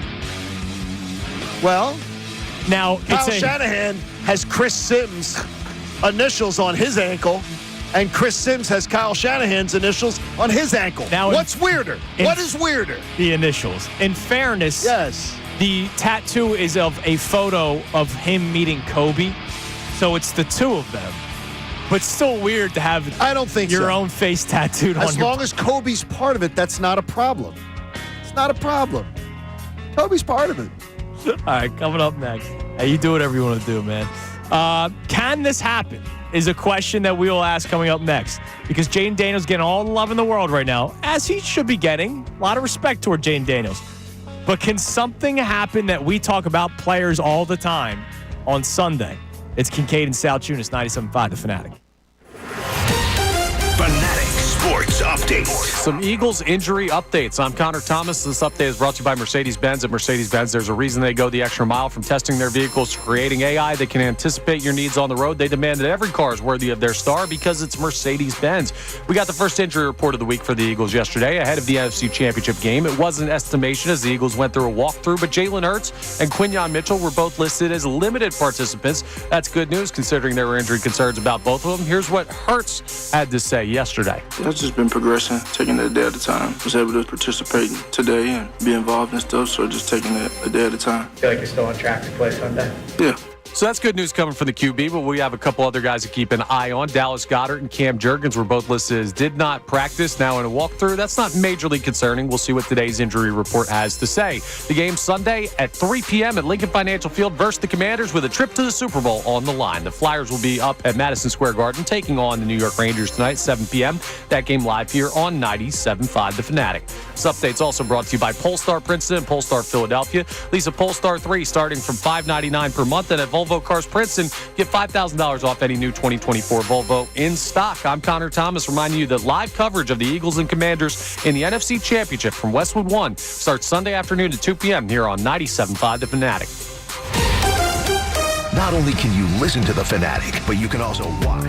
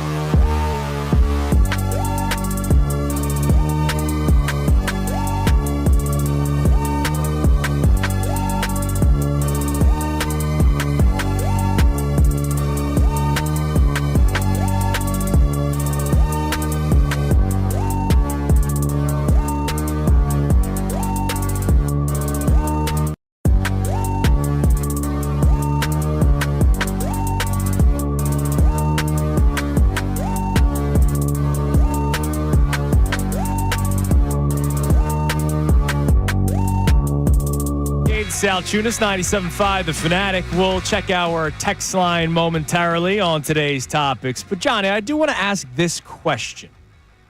And this is totally just, can it happen? So the answer is very easy, but I want to talk this out. The way Jaden Daniels is being talked about right now, and deservedly so because he's had a spectacular season. I mean, one of a historic season for a rookie quarterback. He's been great. But the way he's being talked about, I saw somebody breaking down the Commanders-Lions game. It was somebody from ESPN, but I forget who it was. And they were doing the whole, man, this kid is showing to you that the moment is never too big for him. How are we supposed to know that the moment may not be too big for him Sunday at the Link, game away from the Super Bowl? Obviously, the Lions crowd was ready to go, but when the Lions defense is getting gashed as quickly as they were, it got quiet pretty early in that game. Why could the moment not be too big? There are people that are saying, yeah, he doesn't get fazed by anything. He could on Sunday. Sure he could. And he's the guy who turns the ball over. He's a rookie. Yeah, exactly. And against the Eagles. He turns the ball over. So if he turns the ball over on a Thursday night game, he could absolutely turn the ball over NFC Championship game, Thunderdome, right, on Sunday afternoon. It's going to be atrocious in that building, the noise. It's going to be wild. And though I think Jaden Daniels is freaking unbelievable. I mean, he really is. He deserves all the love that he's getting accolades in right the now. world. Yeah. But we will remember, he is a rookie. He's a rookie. And that's the point that I'm trying to make. And the rookie can absolutely, he's shown it in the two matchups. He can make mistakes. Right. He can cough up the ball. He can do it. He's done it against the Eagles. I mean, that is the thing, is that we see it. We saw it against the Eagles. He's done it before. He's got, and I would imagine he's absolutely, book it, going to do it again. Now, will it be disastrous for him? I don't think it'll be 5 turnovers. He has 3 interceptions in 2 games versus the Eagles defense. So, I mean, that's by the way, that is in that time frame, he has 3 interceptions in 2 games versus the Eagles. That's 3 times as many interceptions as Jalen Hurts has thrown since October 1st. Yeah. And one of those interceptions, by the way, was in the fourth quarter. Yeah. When they needed a score, when they needed it was to the drive. Reed Blankenship interception. The rookie, and that was when Reed said, "Screw you, Chunas." You didn't see it because he had his back turned. He said, "Screw you, Chunas. Here's another turnover." It wasn't in coverage. It was a bad throw. He took care of business. Yes, he I mean, did. we've seen this movie before 2 years ago. The last time the Philadelphia Eagles played in an NFC Championship game. Brock Purdy was having these conversations about him, too. Now, he's a different style of quarterback, but he was that guy where it's just like, wow, look at what he's done. Yeah, Brock Purdy wishes he was Jane Daniels. No, I got you, but don't forget what the national narrative about Brock Purdy was going into that game. It was, this dude is not afraid of any moment. This dude is the guy that runs that offense, and whether it's the skill position players or not, he wins, and he wins comfortably. And then he came to Philadelphia and got knocked out immediately. And here's why. Every league and the networks that cover them are always looking for the next big thing. And this that kid they can deserves, promote their coverage. Right. But you go back. He deserves this kid deserves every bit of it. But it's they not did this overhyped. last year with C.J. Stroud, Okay, right? the difference, this is the greatest rookie we've ever, I believe it. He's the greatest rookie quarterback ever. And I don't think there's an argument. No. He's in the NFC Championship game. And playing well to the NFC Championship game. He led them. Yeah, to the exactly. NFC Right. He's not just there for the ride. Not along for the ride. When Tom Brady won his first Super Bowl and his second, he was along for the ride on a Patriots defense. Right. When great numbers from the Mike Missanelli show, Bill Colarulo making the case about how much along for the ride Russell Wilson was. Yeah. As a ball control, game manager type quarterback. Oh, really? This kid is a leaner. This kid is absolutely he had a great leaning season into that year, it. He had a great season. He had a Jalen Hurts type. He's a leader. Gets the job done, efficient, and wins. Yeah, absolutely. So he deserves all the recognition. But again, let's face it. Zion Williamson didn't step foot on an NBA court, and he was already being talked about like the next LeBron. These networks are always looking for the next big thing. I think he is too, though. No, he might be. We'll see how next year goes. I am not doubting him. I spent last year saying to people, you're overhyping C.J. Stroud, you're overhyping Jordan Love. And they took the big-time regression. I do not believe we will be saying that next year. By the way, Russell Wilson had a good game in that Super Bowl. Oh, he did. Very good. 18 of 25, 206, 2 touchdowns. Marshawn Lynch, you would think, oh, then he must have run for like 150 yards. He ran for 39 yards that game. It was the defense that did everything. Yeah. You know, they scored. Sure. They scored 43 points, and was it 2 defensive touchdowns? Had to have been because they held Denver to 8. Malcolm Smith, 36. Was it 43 to 8? Malcolm Smith was the Super Bowl MVP That's in that right, game. because he also forced a fumble early, like on the opening kickoff. Well, the opening play of the game was the safety. Yeah.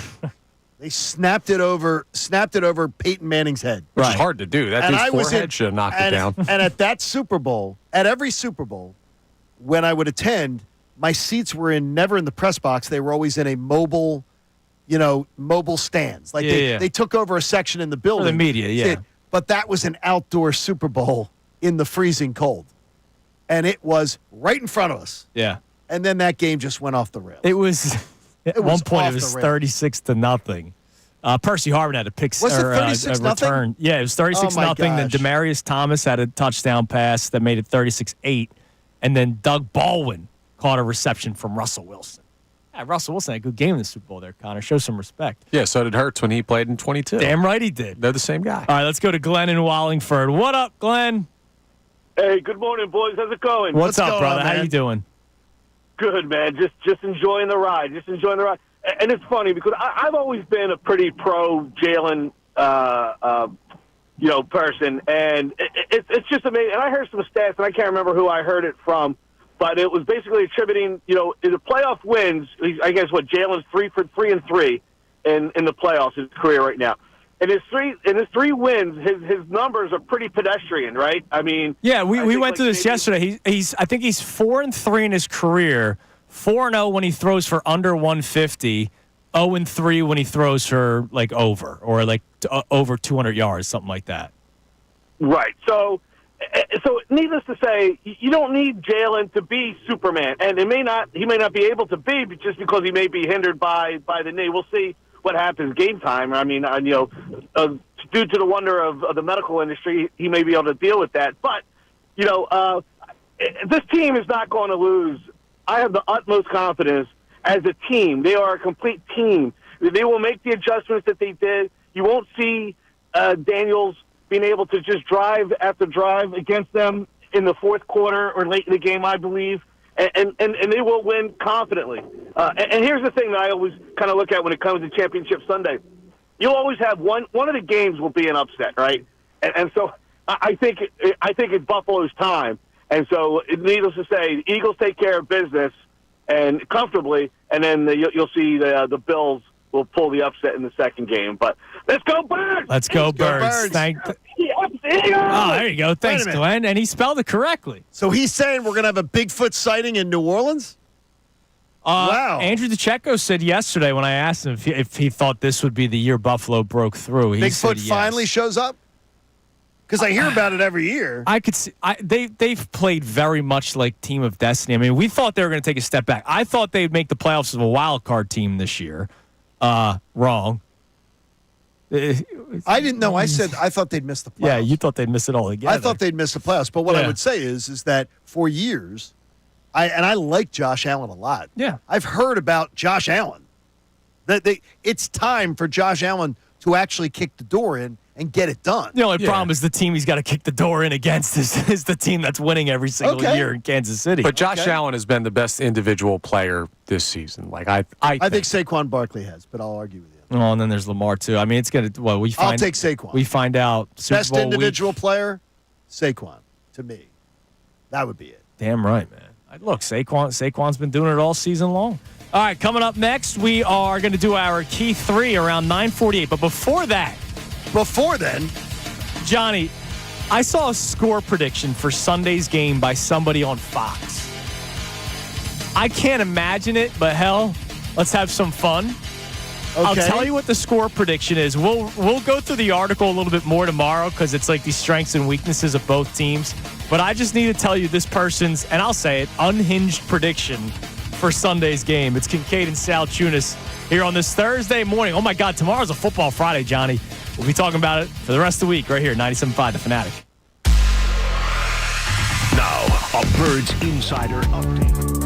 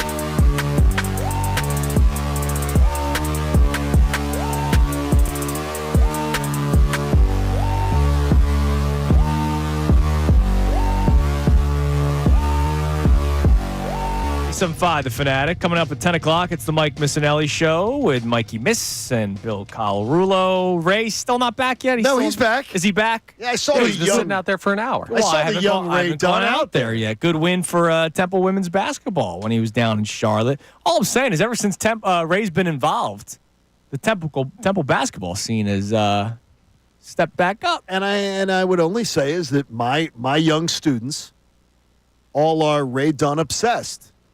And the young Silvana Keller. Of course. My kids in class are like, wait a minute. Ray Dunn, Silvana, we know their names. Yes. And it was amazing how much other local media they didn't know. Yeah. Because these kids are different than us. They're very different. Like I said, I'm Unc now, and you're Pop. There you go. When it comes to that class. There it is. All right. Greg Allman. A-U-M-A-N. From the No, Allman not Brothers? the Allman Brothers, and he's not an almond either. Greg Allman writes for Fox. Okay. NFL reporter. I do not know who he is. So Greg did the NFC Championship preview. Commanders versus Eagles breakdown and the game prediction. Did a whole big write-up. And we'll talk a little bit more about this tomorrow because, we're always looking for content. He did the biggest strength for both teams, the biggest question mark for both teams, and the X factor for both teams. But what I want to do now, before we get out of here, is tell you the prediction. Can I guess? Please. 37-10 Eagles. All right. Connor, you want to take a guess? 24-28 Eagles lose to the Commanders. All right. He has the Eagles winning. Okay, that's good. And you're close on the Eagles number, but far off am. from the Commanders number. Okay. You can't help but see a high-scoring game, and Daniels has been so dangerous in late-game situations. The divisional win over the Lions ended a run of 5 straight games that Washington won on the final play. With 2 potent offenses going head-to-head, this could come down to red zone execution. The Commanders ranked 6th in the regular season there, while the Eagles ranked 13th. But on red zone defense, Philadelphia ranked 5th, and Washington 22nd.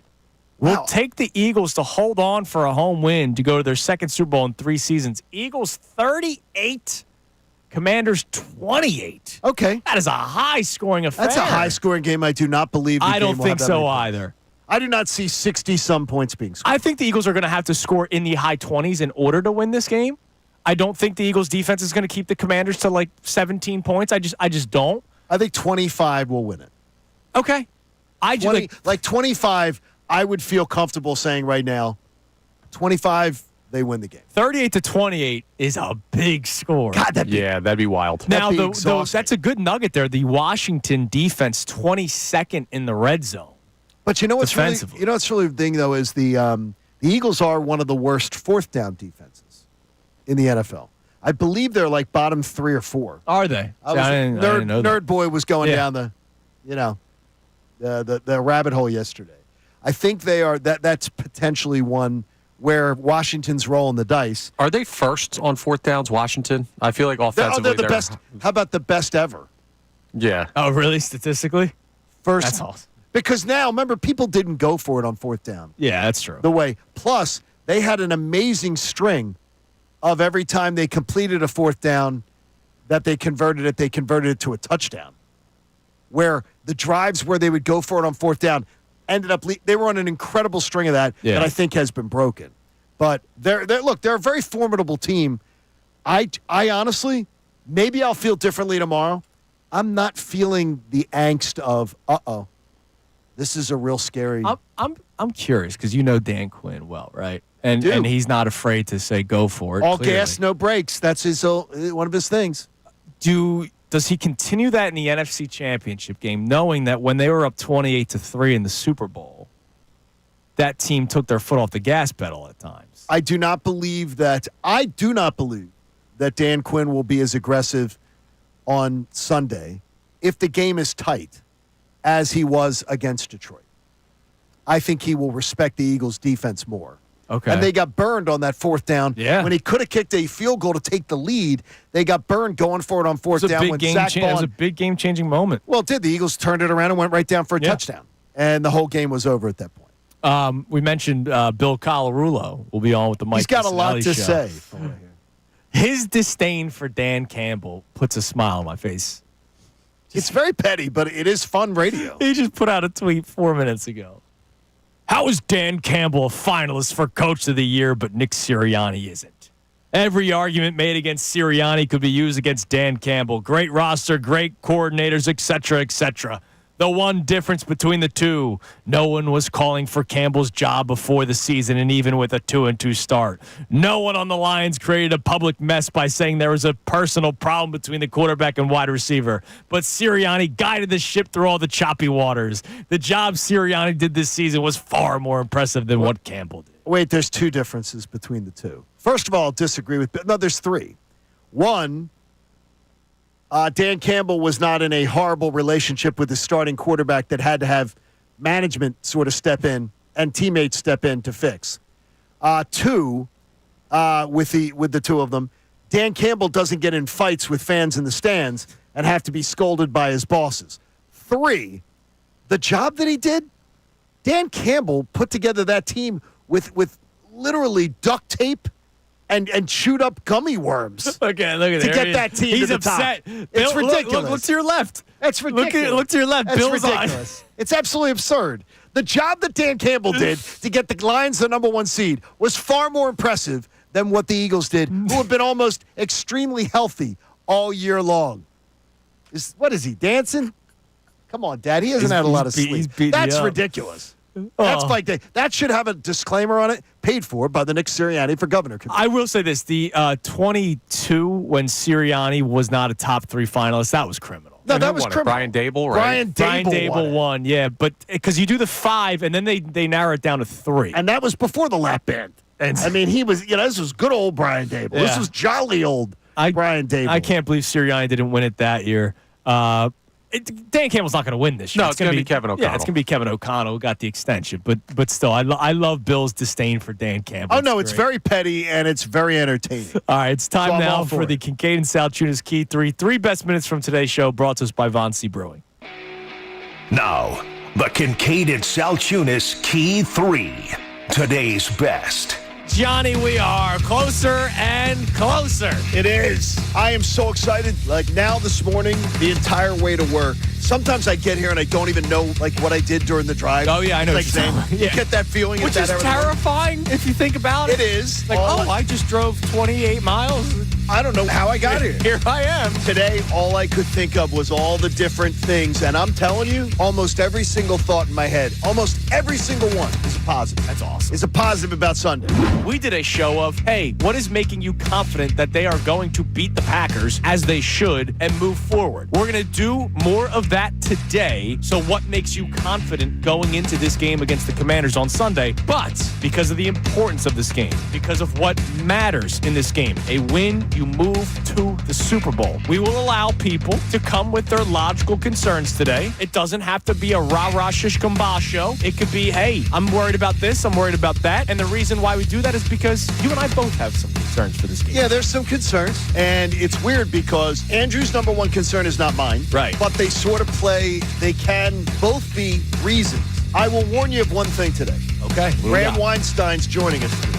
25, right? We got very animated in our interview on his show. Okay. One of the things he did was he started to do oh yeah, you're going to give me a bunch of excuses about why the Commanders won the last game. And I said, I'm not giving you excuses, Bram. I'm giving you reasons. Yeah. And I said, Jalen Hurts takes 11 snaps. They're up 14-0. And then from the rest of the game, you got Kenny Pickett. I said, so don't give me that's a excuse. No, that's a legit That is a reason. As excited as I am for the game on Sunday and confident for the game on Sunday, there's one big concern for me, and it's the knee. It's Jalen Hurts' mobility. That doesn't mean I don't think Saquon Barkley could still rush for 120. That doesn't mean that I don't think Jalen Hurts can throw the football in the pocket. But part of what makes this offense so dangerous is because of his mobility. That RPO that they run, because you don't know if he's going to throw it, hand it to Barkley, or keep it himself. The touchdown run that he has last week was the RPO that he checked into, probably more designed designed quarterback run because Jordan Mailata pulled as the left tackle. Remember, he didn't block anybody because there was nobody there to block. So that was probably more of a designed check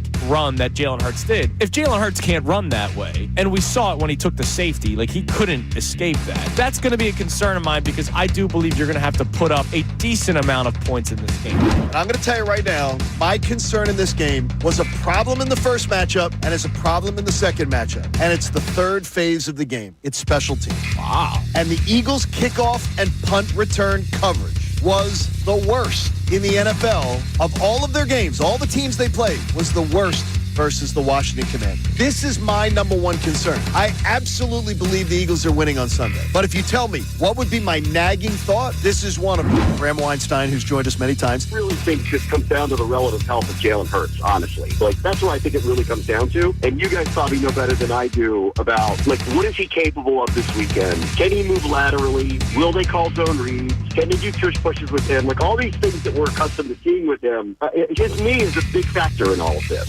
I'm glad to go from Bram to Kevin Nagano. Oh, this is not going to be one of those, hey, they win by 10. This is going to potentially be a difference of field goal. And let me tell you, Jake Elliott scares the bejesus out of me. I also saw a tweet from a Commanders fan, like one of the people that likes to put out content. Saying what? They have a rookie cornerback who's in the top 10 for tackles amongst rookie quarterbacks. Okay. And he puts out the tweet, how come I don't see Quinyon Mitchell on there? As if corners making tackles is a good thing. And as if how often is their rookie corner targeted compared to Quinyon? And when they are targeted, odds are if he's making tackles, that means he's allowing the reception. Correct. And then having to tackle the player, in which Quinyon Mitchell just does not allow the reception. Why is somebody flexing over that? I'm finding out that Commanders fans are not that bright. So, yeah, I'll go to war with them. All right, that's the Kincade Salciunas Key 3. 3 best minutes from today's show. Educational, Connor. I'll explain why in a second. Key 3 brought to you by Von C. Brewing Company in Norristown. Check out their Key 3, the OG Pils legendary Philly Lager, gold medal winner at the 2023 World Beer Cup for Best American Pilsner. They've got the Walking on Clouds, which is Von C.'s flagship hazy IPA, and... of course, the Vienna Lager with lots of German ingredients. You'll enjoy it in Norristown at Von C. Brewing. Go to VonCBrewing.com. So, Connor, you heard in the Key 3 there, I dropped a rah-rah shish kumbah. Yeah, I was going to ask you what in the world that is. Which I've never heard of in my life. Have you ever heard that? Nah, no clue. Oh, you've never heard that? No, never once. So, John didn't catch it when I did it live. I didn't catch it live. But he caught it there, and he said, you said it wrong. It's from Bugs Bunny. And I didn't know that. Brick-a-brack, firecracker, sis, boom, ba. Bugs Bunny, rah, rah, rah. So it's sis, boom, ba. So it's rah, rah, sis, boom, ba. What the hell are you guys talking about? That's what it is. Right It's now? brick-a-brack, firecracker, sis, boom, ba. Bugs Bunny, rah, rah, rah. I thought it was shish kumbah. You said shish kebab, I thought. Shish kumbah. I know you Lithuanians, you like your shish kebab, right? You like your kebabs. I love a kebab. That has You love nothing a to do. kebab. It has nothing to do with the Lithuanian heritage. God, the first 3 hours and 50 minutes of the show were so good. Shish kebabs have nothing to do with Lithuanian culture. I thought they were a Lithuanian thing. No, I didn't know but that. They are delicious. They are. You love a good kebab. I do. I grill them probably once a week during the summer. Hey, I know this. Cancer research saved my life. The American Association for Cancer Research, they're the people who fund the researchers. FT Young Heating and Air Conditioning, they make sure to donate. Why don't you? Go to 975thefanatic.com/AACR because cancer research saves lives. That was one of the most professional transitions I've ever heard. All I know is this. Tomorrow might be off the rails because I am so excited. Football and Friday, man. Kevin Burkhardt, yes, who is calling the game on Fox, will join us tomorrow morning. I'm looking forward to that. That's going to be awesome. Also looking Plus forward Andrew DeCecco. Yes. Also looking forward to the Mike Missanelli show. That comes your way next with Bill Colarulo and Ray Dunn. We'll be back at it tomorrow morning. As John mentioned, Football Friday leading up to the NFC Championship game here in Philadelphia. Oh, my God. Talk to you tomorrow. 97.5 The Fanatic.